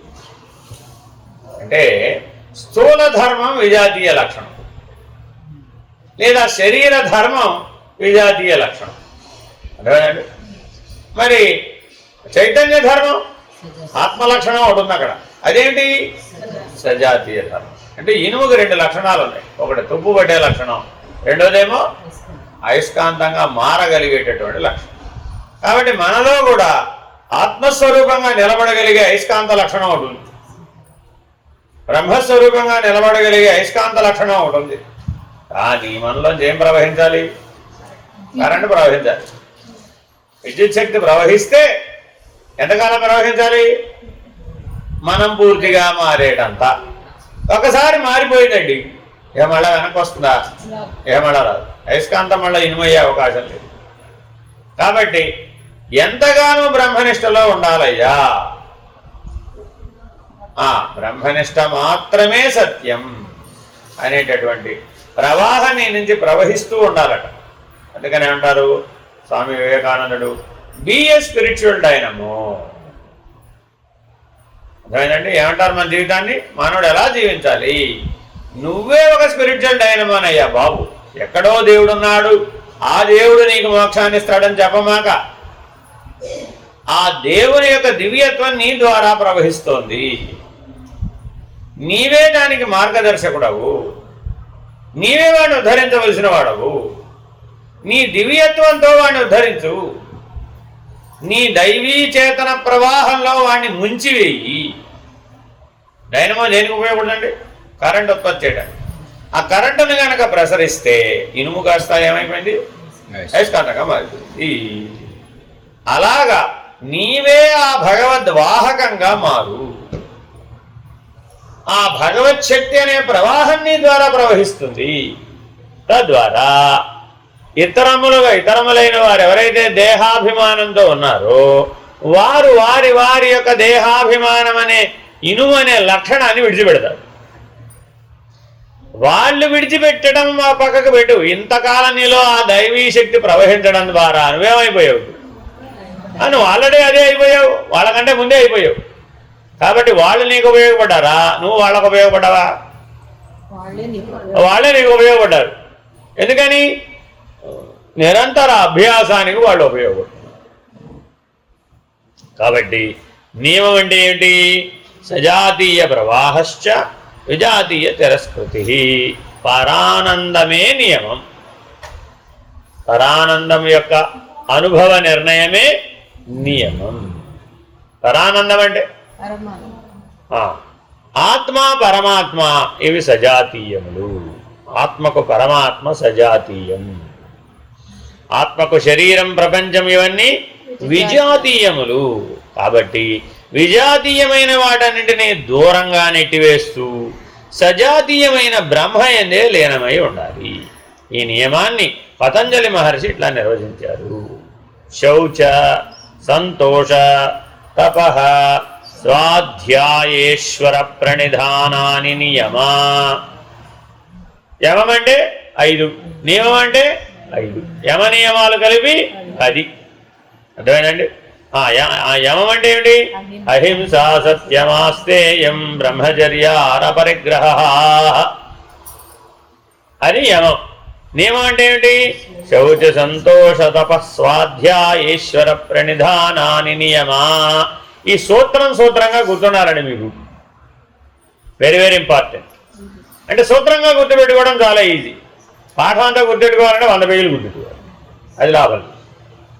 కాబట్టి ఎప్పుడెప్పుడైతే మీలో ఈ 5 లక్షణాలు, శౌచం లోపల బయట, లోపల బయట, శౌచం అంటే లోపల బయట, లోపల బయట,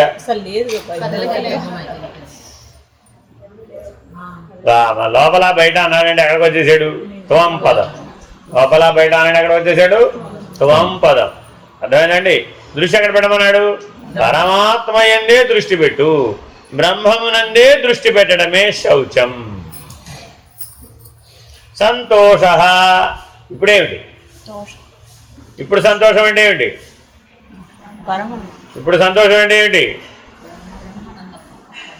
చెరుకు పానకంలో పచ్చిమిరపకాయ బజ్జీ, ఆ కాంబినేషన్ బాగుంది, సంతోషం అని ఎవరో చెప్పారండి. నీకేమంటావు చెప్పు. అడిగో ఎంత తోచిందండి. ఏమిటి? చెరుకు పానకంలో పచ్చిమిరపకాయ బజ్జీ తింటే బాగుంటుంది, సంతోషం.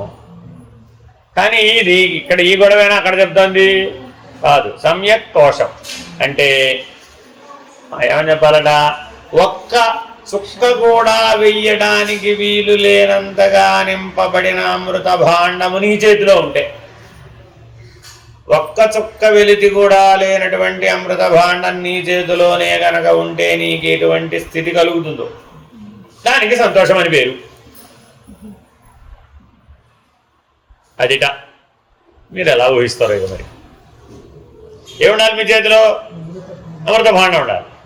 ఏమి ఉండకూడదు దాంట్లో. మళ్ళీ ఒక్క చుక్క కూడా మళ్ళీ తగ్గిపోయినంత వెళ్తుండకూడదు.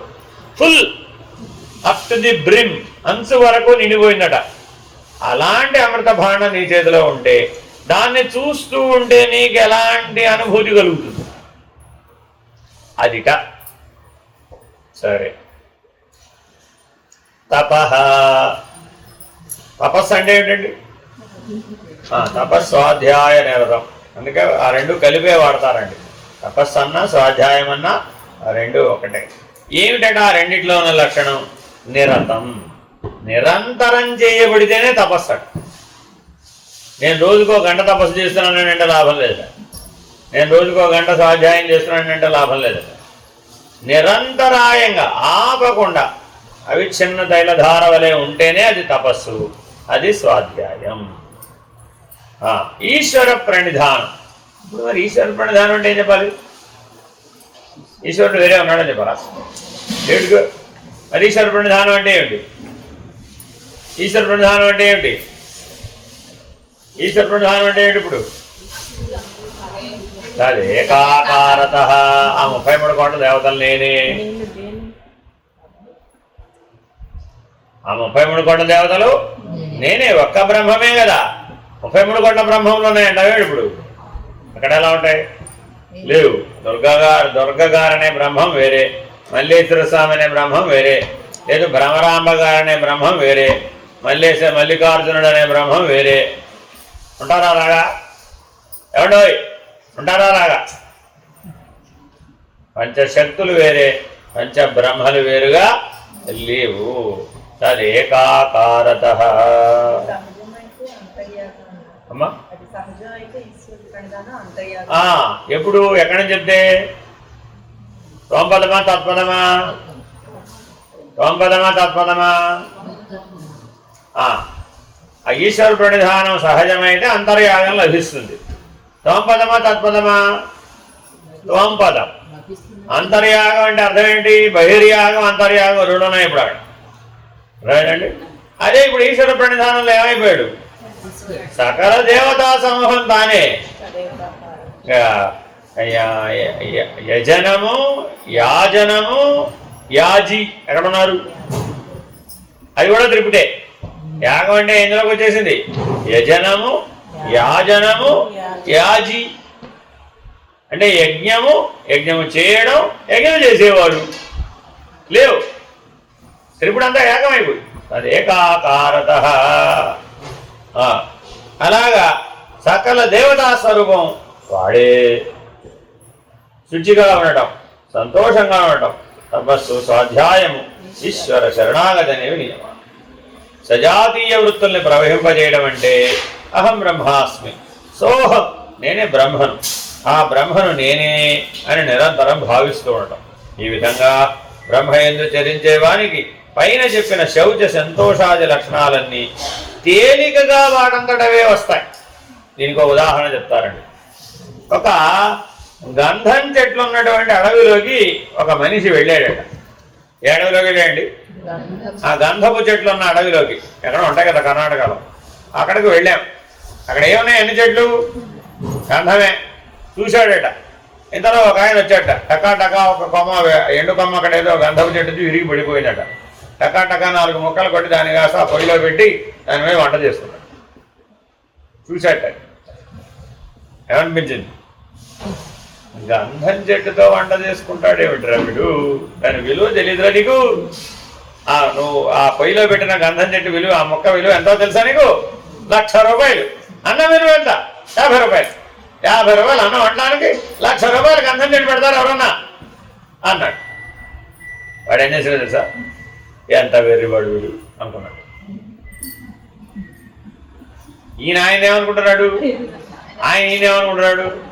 ఎందుకని అని అడిగట్టే. నన్ను అలా చూస్తావంటే నువ్వు వెర్రివాడివి, నేను వెర్రివాడిని కాదన్నాడు. నువ్వే పెద్ద వెర్రివాడివి అన్నాడు. ఏం చెప్పాడు తెలుసా? పోయేటప్పుడు ఏం పట్టుకుపోతావు? గంధం చెక్కన్నా పట్టుకుపోతావా అని అడిగాడు.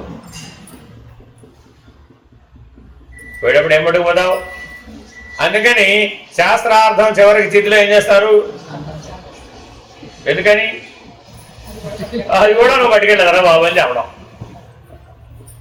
అదే మహామహావాడు గంధపు చెక్కలతో తగలబెట్టవచ్చు అనుకోండి. ఏది ఏమైనప్పటికీ ఏమి లేదుగా, అవునా కదా? కాబట్టి గంధపు గణం మనకేం బోధిస్తుందట అంటే ఏం పట్టుకెళ్ళకూడదు.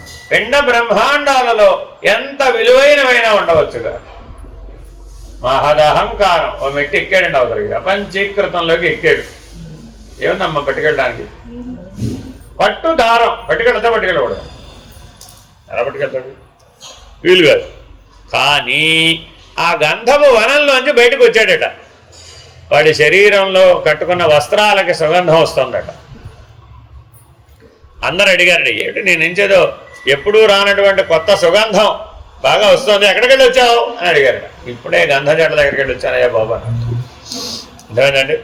ఇంతకీ ఆ గంధపు చెక్కలతో కాల్చడం ఎందుకో తెలుసా? తెలీదా? ఆ సూక్ష్మ శరీరంలో ఉన్నటువంటి దుర్వాసనలు పోతాయట. దుర్వాసనా త్యాగము దృష్ట్యా ప్రతీకాత్మకం, ప్రతీక అంతేగాని పోగొట్టామని కాదు, ప్రతీకగా వేశాం అక్కడ, అంతే. సుగంధం. అర్థమైందండి. అలాగే ఈ యమము నియమము ఎవరిలో అయితే సహజంగా ఉంటాయో తేలికగా వస్తాయట. ఎవరికి?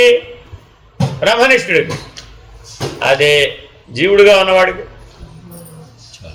ఈ యమ నియమాల కోసమే ఎంత కుస్తీ పడ్డాలో. విద్యానంద్ అంటారు అనమాట, మలయాళ యతీంద్ర యొక్క శిష్యులు. అందరూ సన్యాసులే, కానీ ఎవరి దగ్గర యమ నియమాలు లేవు. అదే సన్యాసం, అర్థం లేని సన్యాసం అంటారు. ఎందుకని? అందరూ సాధకులే. పైగా ఏమంటే ఎంతకాలం సాధన చేస్తున్నారండి? అబ్బో భూముట్టమడం చేస్తున్నారండి బాబు. 30 ఏళ్ళు అయిపోయింది, 40 ఏళ్ళు అయిపోయింది, 50 ఏళ్ళు అయిపోయింది. యమ నియమాలు వచ్చినాయి. ఆయన అందరూ ఇదే ప్రశ్న అడిగేవాడు, యమ నియమాలు వచ్చినాయా? పెద్ద స్వామి గారి దగ్గరికి వెళ్ళి ఏమడిగేవాడు? 3 గుణాలు దాటారా? యమ నియమాలు వచ్చినాయా అన్నా 3 గుణాలు దాట, 2 ఒకటే ప్రశ్నలు అవి. అడగంగానే వీళ్ళేం చేసేవాడు, అమ్మో 3 గుణాలు దాటమే మా వల్ల కాదు స్వామి. కానీ అడిగిన ప్రశ్న మాత్రం ఏం కావాలి? జన్మరాహిత్యం. ఏకంగా ఏం లేవు, యమనియమాలు లేవు. యమనియమాలు లేకుండా జన్మరాహిత్యం ఏంటండి? అర్థం ఉందే. గురువుగారు పక్కన ఉంటే శుద్ధోషనంగా లేస్తారు, లేకపోతే 7ంటికి 8ంటికి లేస్తారు. నాకు అర్థం కాదు, ఇదే ఉద్యోగం అండి. అది కూడా యమనియమాలు ఉన్నట్టేనా? అది ఎలాగా? ఈశ్వరుడు ఉన్నాడని నీకు ప్రత్యేకంగా ప్రతి నిమిషం చెవిలో ఎవరు చెప్తారు? చెప్పరు కదా. కాబట్టి తత్కాలవత్తు మనం అందరం మర్యాదస్తులమే కానీ మంచివాళ్ళం కాదు. ఎందుకని? ఒకప్పుడు ఒకలాగా ఉంటాం, మరొకప్పుడు మరొకలా, అంతే. మీరు ఏదో 40 రోజులు ఇక్కడికి వచ్చి అలా ఉండమన్నారు కాబట్టి మీకోసం ఉంటున్నామండి. అలా కష్టపడి నాకు అర్థం కాదు. ఇంటికెళ్ళి కూడా అలాగే ఉండమంటారు ఏమిటి? అలా కుదిరే పని కాదు, అవునా కదా? అప్పుడు ఏమైపోయింది? యమనియమాలు లేవు. ఈ మాటలు ఎందుకు అంటున్నాడో తెలుసా? పైకి ఎక్కాను అంటున్నావు కదా, బ్రహ్మాండం నిన్ను పిలుస్తుంది. అప్పుడు ఏం చేస్తావే? దేనికో నీకు ఎందుకు? బ్రహ్మాండం నిన్ను పిలుస్తుంది. పిలిస్తే ఏం చేస్తాం? అప్పుడు పనికి రావాలట యమనియమాలు. ఇక్కడ కాదండి పనికొచ్చేది. నేను మహదహంకారం అన్నవాడిని బ్రహ్మాండంలో ఉన్న వాళ్ళందరూ పిలుస్తారట, రావయ్యా బాబు, సమర్థుడు వచ్చాడు, రావయ్యా బాబు అని. అప్పుడు నువ్వేం చేస్తావు? యమనియమాలు వాడాలి. అప్పుడు మరి ఎంతమంది పిలుస్తారో నిన్నప్పుడు, ఎంత సమర్థుడో. అసలు ఈయనంతటి సమర్థుడిని ఇంతవరకు మనం చూడలేదండి, ఈయనే అన్నిటికీ తగినవాడు, ఈయన సమర్థుడు అని బ్రహ్మాండం అంతా నిన్ను పిలుస్తారట. అప్పుడు ఏమనిపిస్తుంది? దేవేంద్రుడు అర్ధసింహాసనం ఇస్తాడట, సగం సింహాసనం ఇస్తాడండి. ఏం చేస్తారు అప్పుడు మీరు? అదే ఇలా అనుకునే వెళ్ళి కూర్చుంటాడట, అంతే.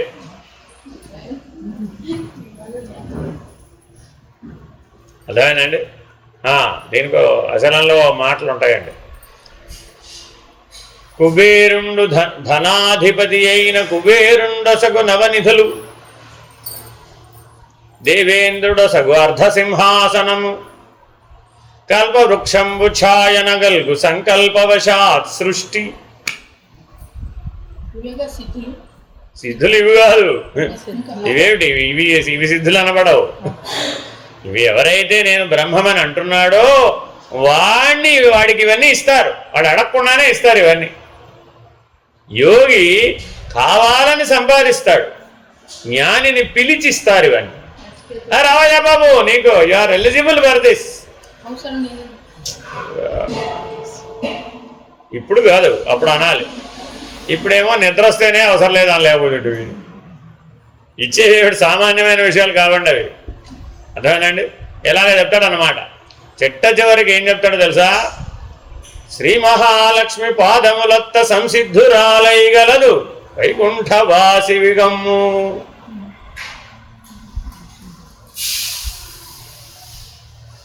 ఏమనిపించింది? అయిపోయింది. ఓకే, అలాగే అంటే వెళ్ళి రావడం. అంటే మహదహంకార స్థాయి నుంచి మరలా పృథ్వీలో పృథ్వీ స్థానానికి పడడానికి పడే సమయం నహుష చక్రవర్తిలాగా ఒక రెపపాటులో పడతాం అంతే. అందుకని యమనియమాలు అనేవి ఎందుకు 100కి 1000 మార్కులు నేను ఎప్పుడు చెప్తుంటానంటే ఇదే కారణం. జ్ఞాన మార్గంలో ప్రతి చోట ఎన్ని కావాలి? 100కి 1000 మార్కులు. ఎందుకని ఆ వాడు అట్లా ఇట్లా కాదు, వాడిని పిలిచి ప్రతివాడు ఏదో ఒకటి ఇచ్చేవాడే. నీకు వచ్చే విజయదశమి నాడు బిరుదు ఇవ్వబోతున్నారు, యోగీశ్వరేశ్వరి అని అన్నారు అనుకోండి.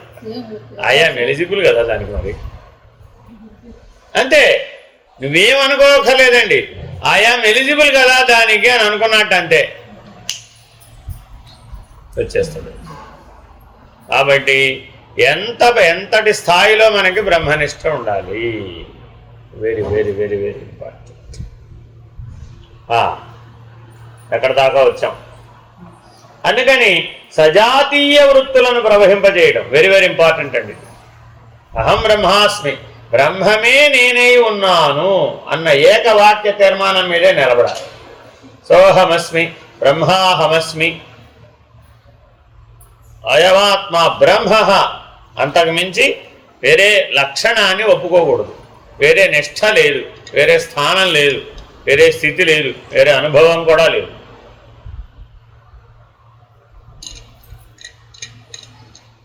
వేరే నిర్ణయం కూడా లేదు. అప్సరసాది వనితాది స్త్రీలందరూ సేవ సేజ బంగారు కలశములతో ఎదురేగుదురు. ఏం చేయాలి? అరే వస్తున్నాడు మహానుభావుడు అని అందరూ లైన్లో బంగారు కలశములతో అర్ఘ్యపాద్యాదులు పట్టుకుని ఎదురొస్తారట. ఏం చేయాలి? అవసరం లేదనకూడదు. కృష్ణ అంతా జీవుడు ఆన్సర్లే తప్ప బ్రహ్మం అనే ఆన్సర్ ఒక్కరికి రాదు. అందుకే మీరు అది కాదు కాబట్టి అది రాదు. ఏం రావాలి నీకు ఆన్సరు? తదేకాకార వృత్తి. వాళ్ళందరినీ స్వాహా చెయ్యి.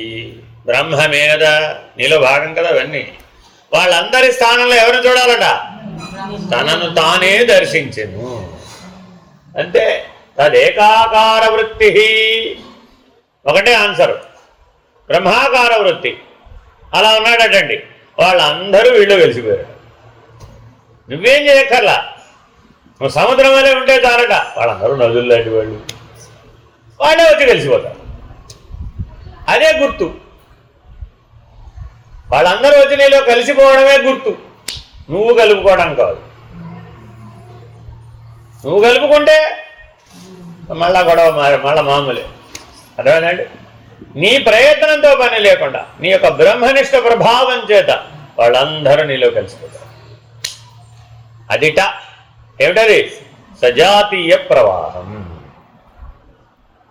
త్యాగ ప్రపంచ రూపస్య సిదాత్మత్వాలోకనాత్ త్యాగో హి మహతాం పూజ్య సద్యో మోక్షమయో యతః. సద్యో మోక్షం లభించిందట. మోక్షానికి బాగా కష్టపడాలా వద్దా? ఎవడికి? మహత్స్థితి, మహదహంకార స్థితి నుంచి మహత్స్థితికి చేరుకున్నాడు. మరి ఇప్పుడు వాడు ఎవడయ్యా? మాయనంతు మహేశ్వర. వాడే మహేశ్వరుడు. వాడిలో నుంచే అన్నీ ఉద్భవించినాయి, వాడిలోకి అన్నీ చేరిపోతున్నాయి. ఇంకా వాడికి మోక్షం ఏమిటి? వాడే మోక్షస్వరూపుడు. అందరికీ మోక్షం ఇచ్చేవాడు వాడే మోక్షస్వరూపుడు. కాబట్టి వాడి దగ్గర ఏముందయ్యా? సద్యో మోక్షం ఉందయ్యా బాబు. వాడు నిత్యముక్తుడు. వాడికి బంధమే లేదు, మోహమే లేదు. ఎందుక వాడికి మోక్షం? వాడికి ఏం చేసుకుంటాడు అంటే, మోక్షం అనేది బంధం అనే అనుభవంతో నిర్వచించేది కాదు. త్వంపదం నుంచి చెప్తే ఒకటి ఉండాలి, రెండోది ఉండాలి. అక్కడ తత్పదం నుంచి చెప్తే అవి స్వాభావికం, సహజం. మరి మోక్షం అని ఎలా అంటామండి? మీరు చెప్పిన అర్థం పనికి రావట్లేదు కదా. మోహక్షయమే మోక్షం. అరే పరమేశ్వరుడికి, సదాశివుడికి మోహాన్ని ఎలా వర్తింపజేస్తావు? బ్రహ్మమునకు మోహం ఎలా వర్తింపజేస్తావు? మోహం ఒకసారి ఉందని, తన సృష్టి ఎడల తానే మోహించాడని, తన సృష్టి ఎడల తానే మోక్షమును వహించాడని చెప్తావేమిటి? అలా ఎలాగా? అది జీవభావానికి పనికొస్తున్నామో కానీ బ్రహ్మనిష్టలో అలాంటివి ఏమీ లేవు. బ్రహ్మైవాహమిదం జగచ్చ సకలం చిన్మాత్ర విస్తారితం సర్వం చైదవిద్యయా త్రిగుణయా శేషం మయా కల్పితం. కిందకి చెప్పాడా పైకి చెప్పాడా? కిందకి చెప్పాడా పైకి చెప్పాడా? జగచ్చ సకలం అన్నప్పుడు కిందకి ఎలా చెప్పింది? నేను ఒకడు ఉన్నాను ఒప్పుకున్నట్టే కాబట్టి మీరు మయా కల్పితం అంటే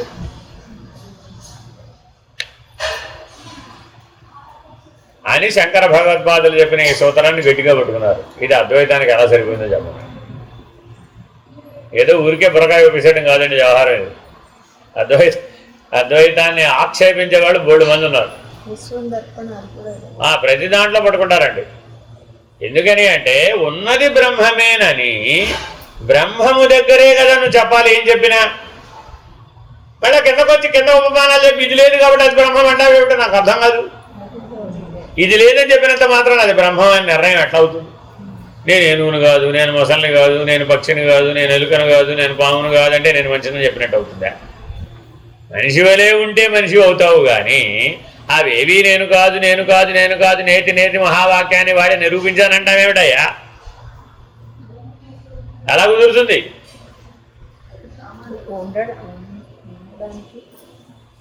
ఈ ప్రపంచమంతటిని చిదాత్మస్వరూపంగా చూస్తే ఆ ప్రపంచం యొక్క భ్రమాత్మకమైన రూపాన్ని వదిలివేయడమే, త్యజించడమే మహనీయులైన వారు చేసే గొప్ప త్యాగం.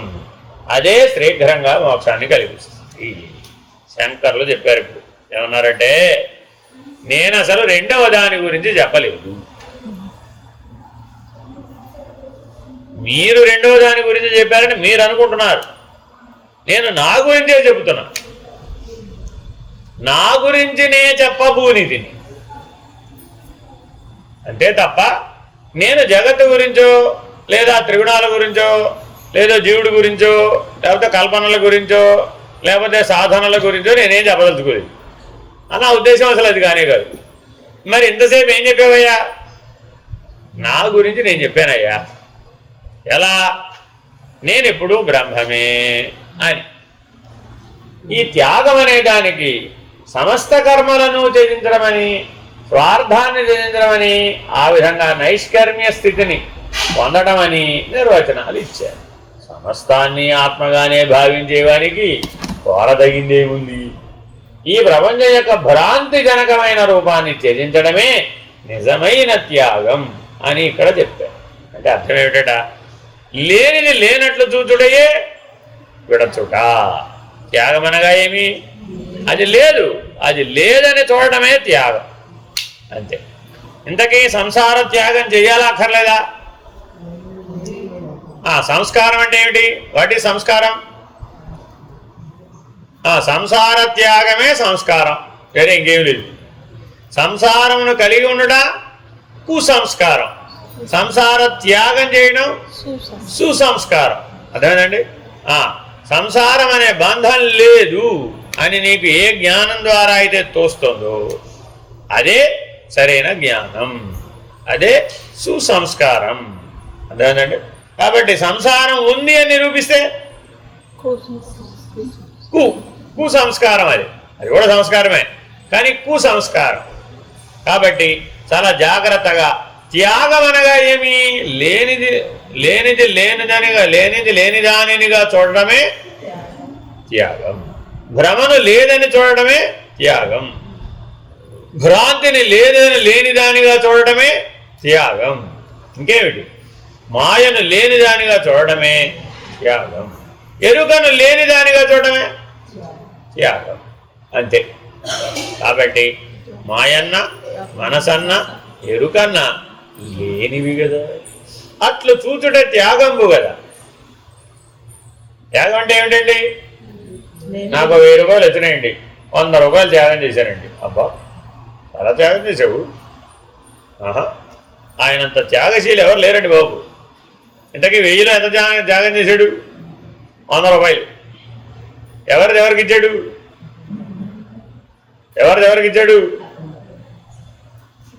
మరి ఇప్పుడు ఇచ్చేవాడెవడు, పుచ్చుకున్నవాడెవడు? ఇచ్చింది ఏమిటి, పుచ్చుకుంది ఏమిటి? ఎన్ని ప్రశ్నలు అంటే అసలు ప్రశ్నగా ఆస్కారం వచ్చిందంటే పోయింది బ్రహ్మం. సందేహం వచ్చిందంటే పోయింది బ్రహ్మం. కాబట్టి ఏ రకమైన కదలిక, ఏ రకమైన వ్యవహారం, ఏ రకమైన లక్షణం, త్యాగం అనగా లక్షణ త్యాగమే త్యాగం. This is important. ఇప్పటివరకు ఏం నిలబెట్టుకోమన్నాడు? లక్షణం పట్టుకోవయ్యా బాబు అన్నాడు. ఇప్పుడేం చెప్పాడు? ఆ లక్షణాన్ని త్యాగం చేయవయ్యా, అంతా పోయినట్టే. నేను కోటీశ్వరుని అని గాఢ నిద్రలో అనుకుంటూ ఉన్నాడండి. అవుతాడా ఆవిడ? అదే నిద్రపోయేటప్పుడు కోటీశ్వరుడు అవుతాడా ఆవిడ? అదిగో నీ పక్కన కోటీశ్వరుడు అవుతాడా ఆవిడ? ఎందుకు అవడండి? కళలో అయినా కోటీశ్వరుడు అయిపోతాడు. ఎందుకు అవడు? అయిపోయాడు. ఎలా అయ్యాడు ఇప్పుడు? భ్రాంతి చేత, భ్రమ చేత. మరి మేలుకోగానే కోట్ల నిండిపోయినాయి. ఏ ప్రపంచంలో ఉన్నాయో ఆ ప్రపంచంలోనే ఉన్నాయి తప్ప మరొక ప్రపంచంలో లేవు. కృష్ణదేవరాయలు గారికి ఒక కళ వచ్చిందట రాత్రి. నిన్న రాత్రి అని కాదు, ఆయన ఉన్న కాలంలో రాత్రి. ఒక పెద్ద గంధర్వ నగరాన్ని దర్శించాడు ఆయన కళలో. అర్థమైందండి? చూడగానే నేను ఏమైనా సరే నా టెన్యూర్లో ఇలాంటి నగరాన్ని కట్టాలనుకో. రాజుగారు అనుకోవడం తప్పేముందా? ఏం లేదుగా. రాజుగారు నగరం కట్టడంలో సహజమే కదా. ఇప్పుడు మనం ఎన్నో నగరాలు కట్టిపడేస్తున్నాం. అలాగే రాజుగారు కూడా ఏమనుకున్నాడు?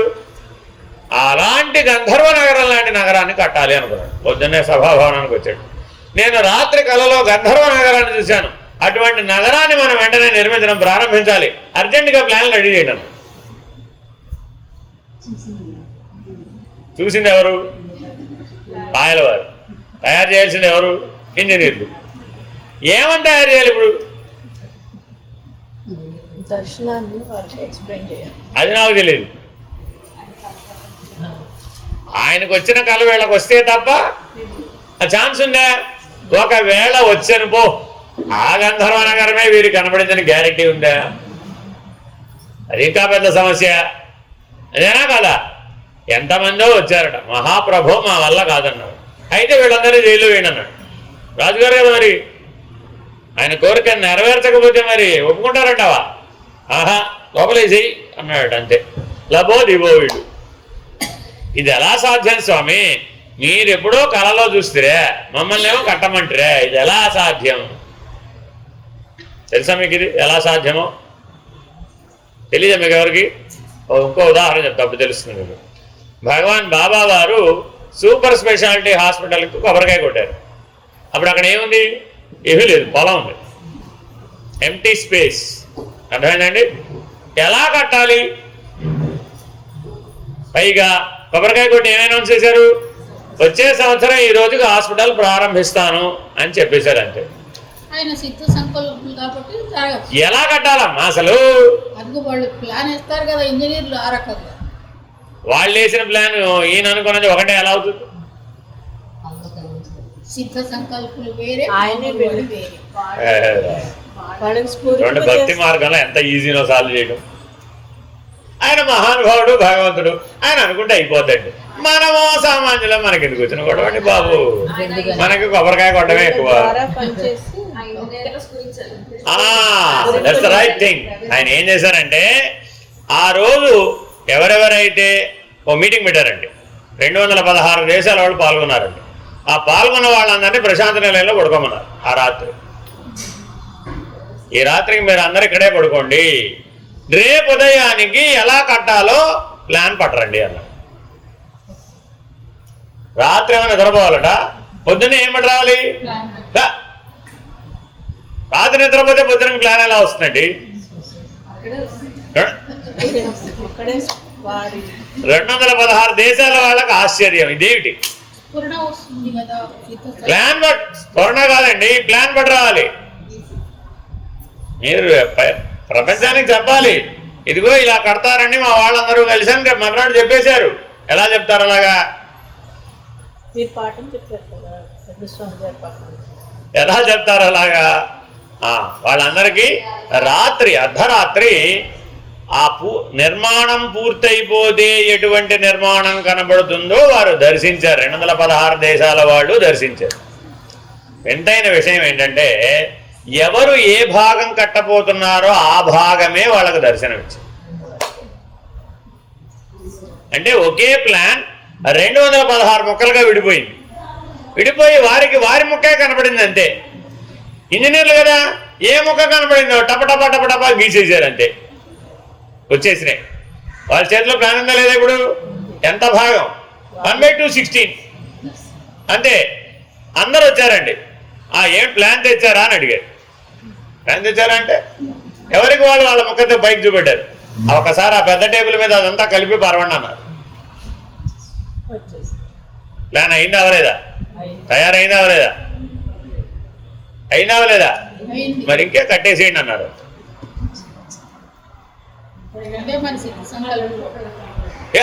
అది మన ఐడియా. మనకొచ్చే ఐడియాలన్నీ ఇలాగే ఉంటాయి. భగవంతుడు అలా ఆలోచించడు. నీ కర్తవ్యమేదో అదే నీకు స్ఫురింపజేస్తున్నాడే తప్ప సకల బ్రహ్మాండం అంతా నీకు స్ఫురింపజేస్తే ఏమిటి చేస్తావు? ఉన్మత్తత వచ్చి ఏం చేయాలో తెలియక ఇబ్బందుల పాలవుతాం. అందుకని ప్రతి దానికి ఒక ప్రణాళిక ఎప్పుడు ఉంటుంది. ఈ త్యాగం అనే దానికి సమస్త కర్మలను త్యజించడమని, స్వార్థాన్ని త్యజించడమని, ఆ విధంగా నైష్కర్మ్య స్థితిని పొందడం అని నిర్వచనాలు ఇచ్చారు. సమస్తాన్ని ఆత్మగానే భావించే వానికి కోరదగిందేమీ ఉండదు. ఈ ప్రపంచం యొక్క భ్రాంతిజనకమైన రూపాన్ని త్యజించడమే నిజమైన త్యాగం అని ఇక్కడ చెప్పారు. నామరూపాత్మకమైన ప్రాపంచిక విషయ పరిత్యాగం అన్నమాట. ఈశావాస్యోపనిషత్తు 1వ మంత్రంలో ఈ జగత్తు అంతా పరమాత్మ చేత ఆవరించబడ్డదే. ఈ సత్యం తెలుసుకుంటే మిథ్య అయిన జగత్తు తొలగిపోతుంది.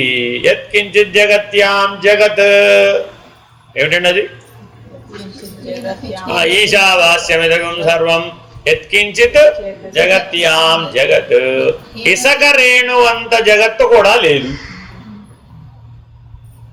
అర్థం ఏంటండి? ఇసక రేణు అంత జగత్తు కూడా లేదట. అక్కడ కూడా ఎవరున్నారు? ఈశ్వరుడే ఉన్నాడు.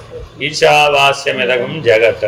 నువ్వేదైతే జగత్ అని అంటున్నావో అది వాస్తవానికి ఈశ్వరుడే, అది జగత్తు కాదు. అంటే అర్థమైందండి? సముద్రపు ఒడ్డు మీద ఇసుక ఉంటుందా ఉండదా? ఉంటుందా? ఇసుక రేణువులు ఎన్ని ఉంటాయంటారు? చెప్పలేమా? చెప్పగలనా? చెప్పలేమా? ఎందుకు చెప్పలేం? ఈశ్వరుడు అని చెప్పచ్చు కదా. ఒక్కొక్క రేణువు లెక్కబెట్టి చెప్పన్నారండి నేను.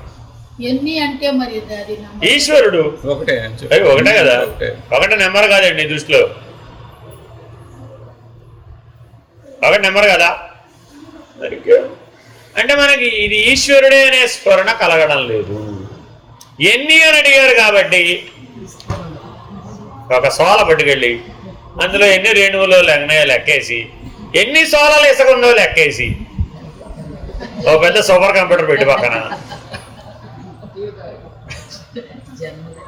కాబట్టి దాని అర్థం అది కాదు. వెంటనే నీకు స్ఫురించాలట ఈశ్వరుడు. అయిపోయి చెప్పినట్టే సమాధానం. అలా ఎవరికైతే స్ఫురిస్తుందో, ఇప్పుడు వాడు ఎదురుకుండా సముద్రం ఉందా లేదా? లేదు. ఈశ్వరుడు. సముద్ర స్నానానికి వెళితే ఏమిటైంది? ఈశ్వర దర్శనం అయింది అంతే. మృత్యు వస్తే ఏమైంది? ఈశ్వరుడే. ఆనిదేవుడు అసలు అక్కడ. రెండవది లేనే లేదు. తనను తాను అద్దంలో చూసుకున్నాడండి. ఎవరు? ఈశ్వరుడే. అలా ఎప్పుడైతే సర్వం బ్రహ్మమయం, అలా ఎవరైతే ఉన్నారో మిగిలిందంతా ఏమైపోయింది? త్యాగ లక్షణం. అర్థమైందండి? ఇది వెరీ వెరీ ఇంపార్టెంట్.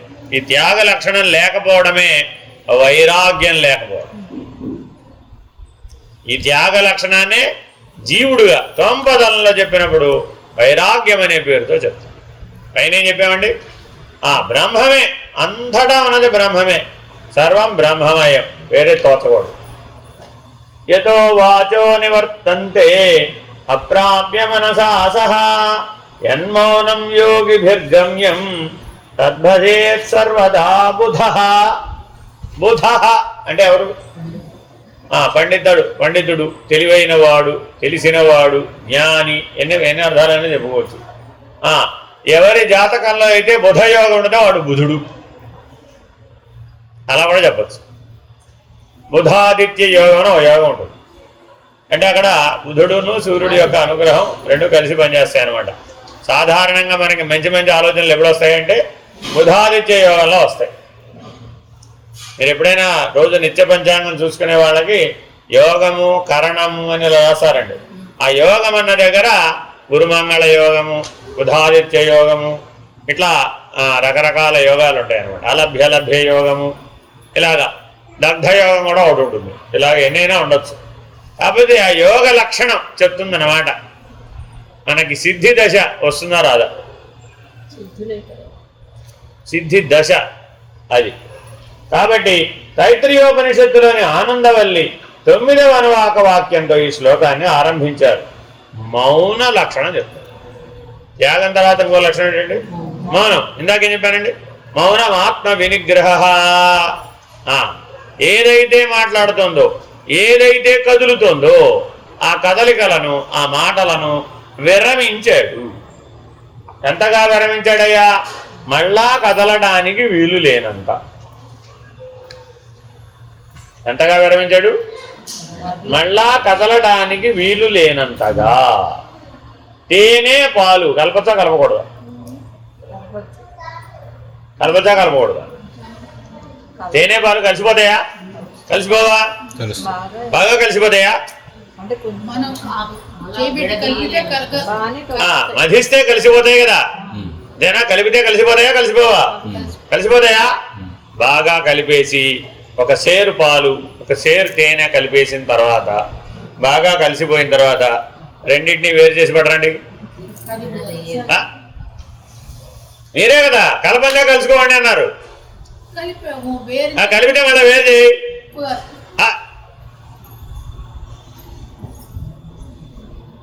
రెండు వేరు వేరు పదార్థాలే కదండి. మరి శివము అశివము ఎలా కలిపేస్తాం అనుకుంటాం? అది దానిలో భాగమే.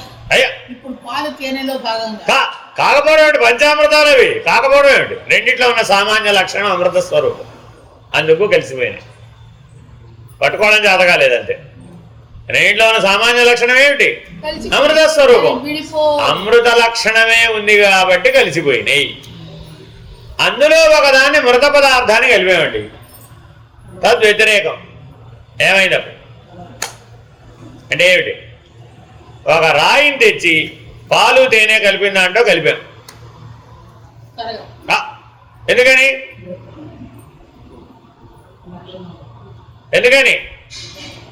ఇది అమృతం, అది మృతం. కలవు. అమృతము మృతము కలవదండి బాబు. ఎప్పటికైనా ఒప్పుకుంటారో ఒప్పుకోరా? కలుస్తాయా కలవా? పాలు తేనె రాయి కలిసిపోతాయా? కలిసిపోవా? ఎంతకాలం ట్రై చేసినా సరే, మధనం చేసినా సరే కలవా? అమృతం కలవదా? మరి మీలో ఉన్న ఆత్మస్వరూపం అమృతం కదా, మీ శరీరం మృత స్వరూపం కదా. కలిసిపోయిందంటవే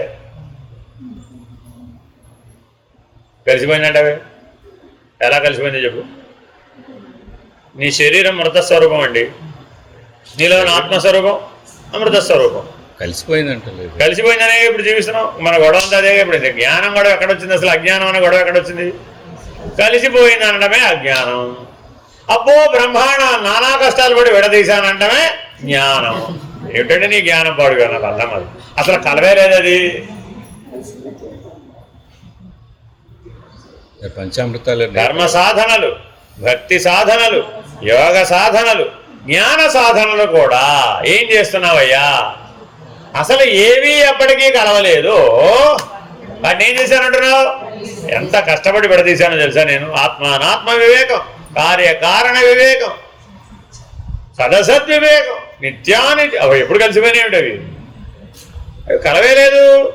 దృగ్దృశ్య వివేకం ఏకంగా, అది ఇంకా బ్రహ్మాండం. ఎన్ని కలిసిపోయినాయో. ఏమిటయ్యా కలిసిపోయింది? ఒకటి అమృత స్వరూపం, ఒకటి మృత స్వరూపం. ఎలా కలిసిపోతాయి? ఎలా? దాని లక్షణం అది, అది ఎప్పటికీ మారదు. దీని లక్షణం ఇది, ఇది ఎప్పటికీ మారదు. కొన్నింటిలో మారేది ఏమైనా ఉందా? ఇది అది కానీ అది ఇది కానీ ఏమైనా అవుతుందా? అవ్వదు. ఎప్పటికీ రాయి రాయే, పంచామృతాలు పంచామృతాలు. ఇదేనా కదా? ఒక రాయిని 100 సంవత్సరాల పాటు పంచామృతాలు అనే సముద్రంలో ఉంచేసామండి. ఏమన్నా మారుతుంటారా? మారదా? అయ్యో, బ్రహ్మమును జగత్తులో ఉంచాము. ఏమో మరో ఉపమానం చెప్తున్నాడు. పంచామృత స్వరూపమైనటువంటి బ్రహ్మాండంలో బ్రహ్మం అనే రాయి ఉంచామండి. అసలు బ్రహ్మమే ఉన్నది, రాయి జగత్తు లేదు. అదేనమ్మా, బ్రహ్మాండం ఉంది కదా. ఆ బ్రహ్మాండం అంతా దేవతలు ఉన్నారా లేదా? వాళ్ళందరూ ఆ బ్రహ్మాండం ఎటువంటిదట? పంచామృత స్వరూపం లాంటిది. సామాన్యమైన విషయం కాదు అది. పంచామృతాలతో సమానమైనటువంటి స్వరూపం అది. అది కూడా బ్రహ్మమే. అందులో బ్రహ్మం అనే రాయిని పెట్టాం. కలుస్తుందా? కలవదు. అసలు కలవడం అనే ప్రశ్ననే ఉండదండి. ఉన్నదంతా బ్రహ్మమే అయినప్పుడు ఆ బ్రహ్మం ఇంతకీ పంచామృతాలు ఉన్నాయంటావా లేవంటావా? పంచామృతాలు ఉన్నాయంటావా లేవంటావా? బ్రహ్మముగా ఉన్నాయి. ఉన్నాయా లేవా? బ్రహ్మముగా ఉన్నాయి. ఉన్నాయా లేవా? మొన్న ఎప్పుడో పాఠం చెప్పారు కదా స్వామి. ఇప్పుడు ఆల్రెడీ వరుస క్రమంలో చెప్పుకొస్తున్నాం. యమనియమాలతో పాటు ఎక్కడి దాకా వచ్చేసాం? ఇప్పుడు త్యాగం, మౌనం దాకా వచ్చేసాం. మౌన లక్షణం గురించి చెప్తున్నామండి. పంచామృతాల్లాగా ఉండాలా, ఇప్పుడు రాయిలాగా ఉండాలా? నువ్వు రాయిలాగా ఉంటారు. మరి ఎంతసేపు పంచామృతాల మీద దృష్టి పెడతారు? బ్రహ్మము రాయిలాగా ఉందండి, పంచామృతాల్లాగా లేదు. కానీ మానవుడికి ఎప్పుడు ఏం కావాలి? ఎందుకండి రాయి ఏం చేసుకుంటాడు? రాయి వల్ల ఏం ప్రయోజనం లేదు. ఏమైనా ఉపయోగం అంటే పంచామృతాల వల్లే ఏమైనా ప్రయోజనం, ఏమైనా ఉంటే పంచశక్తుల వల్లే ప్రయోజనం, ఏమైనా ఉంటే పంచబ్రహ్మల వల్లే ప్రయోజనం.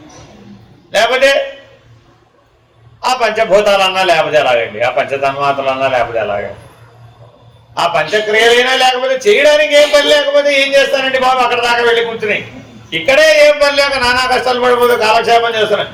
ఎలా కాలం గడవక నానా కష్టాలు పడిపోతుంటే ఆ పైకి వెళ్ళి కూర్చుని అక్కడికి వెళ్ళి కూర్చుంటే ఊరుకోమంటారు? నాకు అర్థం కాదు. ఊరికే కూర్చుని ఏం చేయమంటారు? సాధ్యమా? ఈ దృష్టికోణం ఉంటే అక్కడికి వెళ్ళి కూర్చోవడం సాధ్యమా? కాబట్టి రాయి వలె ఉన్నాడట. స్థానోరచలం ధ్రువం, అది రాయి కదా. మౌనం అంటే ఏంటి? రాయి వలె ఉన్నట్ట. బ్రహ్మాండం అనే పంచామృతాలు తెచ్చి అభిషేకం చేశారు. సామాన్యులు కాదు అభిషేకం చేసింది, పంచబ్రహ్మలు. రావయ్యా బాబు, బ్రహ్మనిష్ఠుడు వచ్చాడు రండి ఆయన సాదరముగా బ్రహ్మనిష్ఠను ఆహ్వానించి ప్రజాపతి తన స్థానము నుంచి లేచి ఆహ్వానిస్తాడు. అదిట బ్రహ్మనిష్ఠుడు. త్రిమూర్తులు వారి వారి లోకములకు గనక బ్రహ్మనిష్ఠుడు వెళితే, అందుకే మీకు పురాణాలను ఆలోచారు, వెళితే ఏం చేస్తాడు? వారి పనులన్నీ పక్కకు పెట్టేసి త్రిలోక వ్యవహారాన్ని పక్కకు పెట్టి బ్రహ్మనిష్ఠుడు వచ్చాడండి బాబు అని సాదరమును ఆహ్వానించి, కర్లేని కథలకేం తక్కువలే, అసలు అవసరమైన కథలు ఉండాలి. అర్థమైందండి? మరి అలా పిలిచి నిన్ను ఏమిటి ఆ త్రిలోక అధిపతులు వాడు, అంతేనా కదా? మరి ఆ త్రిమూర్తులు తమతో సమానమైనటువంటి స్థానంలో మిమ్మల్ని కూర్చోబెట్టి మీకు అర్ఘ్యపాద్యాదులు ఇచ్చి అభిషేకాదులు అనర్చినప్పుడు నువ్వు ఎలా ఉండాలి? వినయ విషయంగా ఉండాలి. స్థానోరచలం మళ్ళా వినయసేపు త్వంపదమేమండగా స్థానోరచలం ధ్రువం బ్రహ్మనిష్టలోనే మునిగి ఉండాలి. Very very very very very very very very very underline 1000 times. అందుకని మౌనం ఏ లోకం చేత కాని, ఏ లోకేశ్వరుల చేత కాని, ఏ లోకస్థుల చేత కాని ఏ ఒక్కటైనా సరే నీకు అన్యం తోస్తే మౌనం పోయి పోగానే నెక్స్ట్ ఏమిటండి? చిన్న తపస్సు పక్కన నెక్స్ట్ తపస్సు what is your next turn? తపస్సు అలా చేయాలి. చాలైనా ఇక్కడ వరకు నువ్వు చేసిన పుణ్యానికి ఇప్పటి వరకు చేసిన పొందిన సేవలు చాలు, మరలా వెళ్ళిరానైనా కాసేపు కిందకి వెళ్ళి లైన్లో రా మళ్ళా అని పంపిస్తాం. ఎవరిని పొందలేక మనస్సుతో పాటు వాక్కు కూడా వెనుతిరిగి వస్తుందో ఏ మౌనం వరకు యోగులైన వారు మాత్రమే చేరగలుగుతారో అటువంటి మౌనాన్ని విద్వాంసుడైన వాడు ధారణ చేయాలి. ఆ మౌనాన్ని పాటించాలి. ఆత్మను పొందలేక మనస్సు వాక్కు వెనుదిరిగి వస్తున్నాయి. ఆ ఆత్మను యోగి మాత్రమే చేరగలుగుతాడు. మనస్సు వాక్కు చేరలేని ఆ మౌనాన్ని పాటించాలి. ఇక్కడ మౌనము అంటే ఆత్మ అని భావం. అదే యోగులు పొందవలసింది. ఆత్మ అనేది మనస్సుకు వాక్కుకు అందనిది. ఈ విషయాన్నే వివరిస్తున్నారు. వాచో యస్మాన్నివర్తంతే తద్వక్తుం కేన శక్యతే ప్రపంచో యది వక్తవ్యః సోపి శబ్ద వివర్జితః. మాటలకు కూడా చేరడానికి శక్యంగానే ఆ పరబ్రహ్మాన్ని ఎవరు ఏమని వర్ణించగలరు? పోనీ శబ్దానికి విషయంగా ఈ ప్రపంచాన్ని అంగీకరించి వర్ణిద్దామంటే అది కూడా శబ్దరహితమే. కాబట్టి బ్రహ్మను వర్ణించే విషయంలో మౌనమే శరణ్యం. ఈ ప్రపంచాన్ని సత్తని అనలేము, అసత్తని అనలేము. సత్తుగాని అసత్తుగాని అయిన వస్తువునే శబ్దానికి విషయం అవుతుంది. ఈ ప్రపంచం జ్ఞాన సమయంలో మరుగైపోతుంది. కాబట్టి దీనిని సత్పదార్థం అనలేము. అజ్ఞాన స్థితిలో ప్రతీతమవుతుంది కాబట్టి అసత్తని అనలేము. అది సత్పదార్థమైతే సుషుప్తిలో లయం కాకుండా ఉండాలి. అది అసత్పదార్థమైతే జాగ్రత్త అవస్థలో కనిపించకుండా ఉండాలి. కాబట్టి ఈ ప్రపంచం అనేది కూడా అనిర్వచనీయమైనదే, వాక్కుతో చెప్పడానికి వీలుగానిదే. పైగా శబ్దము, ఆ శబ్దం ద్వారా చెప్పబడే వస్తువు, ఈ రెంటికి గల సంబంధం కూడా కాల్పనికమే గాని వాస్తవికం కాదు. కాబట్టి ఈ ప్రపంచం కూడా శబ్దానికి విషయం కాదని అన్నారు. పెట్టకి యథావత ఏం చెప్పదలుచుకున్నారు? మౌనం శబ్ద బ్రహ్మమును బ్రహ్మము కాదు అనటమే మౌనం. మౌనం అంటే ఏంటండి? ఇప్పటి వరకు ఏ ఉపాసనతో వచ్చాడు? ఓంకారోపాసనతో వచ్చాడు, శబ్ద బ్రహ్మోపాసనతో వచ్చాడు.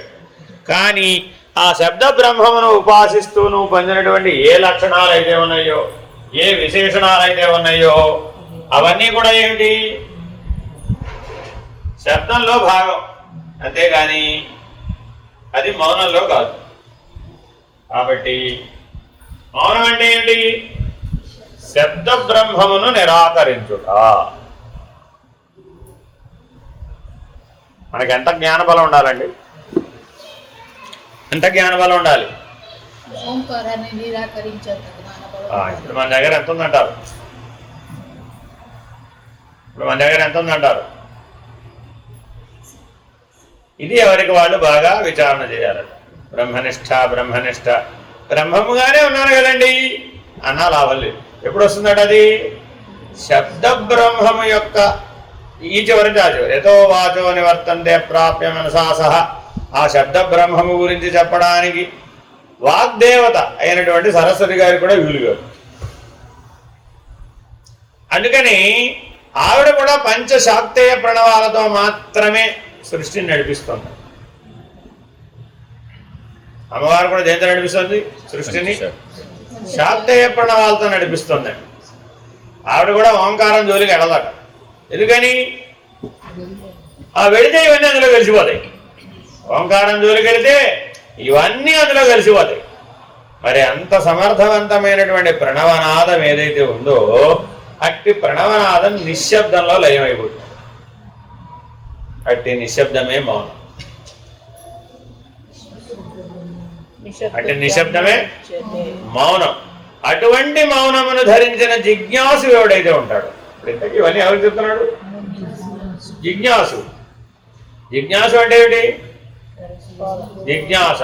జ్ఞా తెలుసుకోదలుచుకున్నవాడెవడో వాడు జిజ్ఞాసు. ఏం తెలుసుకోదలుచుకున్నావు? ఇప్పుడు పరబ్రహ్మాన్ని, పరబ్రహ్మమును తెలుసుకోదలిచినటువంటి జిజ్ఞాసు ఎవరైతే ఉన్నారో వాడికి బ్రహ్మమనగా నిశ్శబ్దం. బ్రహ్మం అంటే ఏమిటండి? నిశ్శబ్దం. అదే ఇప్పటి వరకు బ్రహ్మం అంటే ఏమిటి? ఓ విద్యేకాక్షరం బ్రహ్మ. మాండుక్యోపనిషత్తు చూడండి. వ్యావహరన్ మాం అనుస్మరన్. ఎంత బాగా అనుస్మరన్?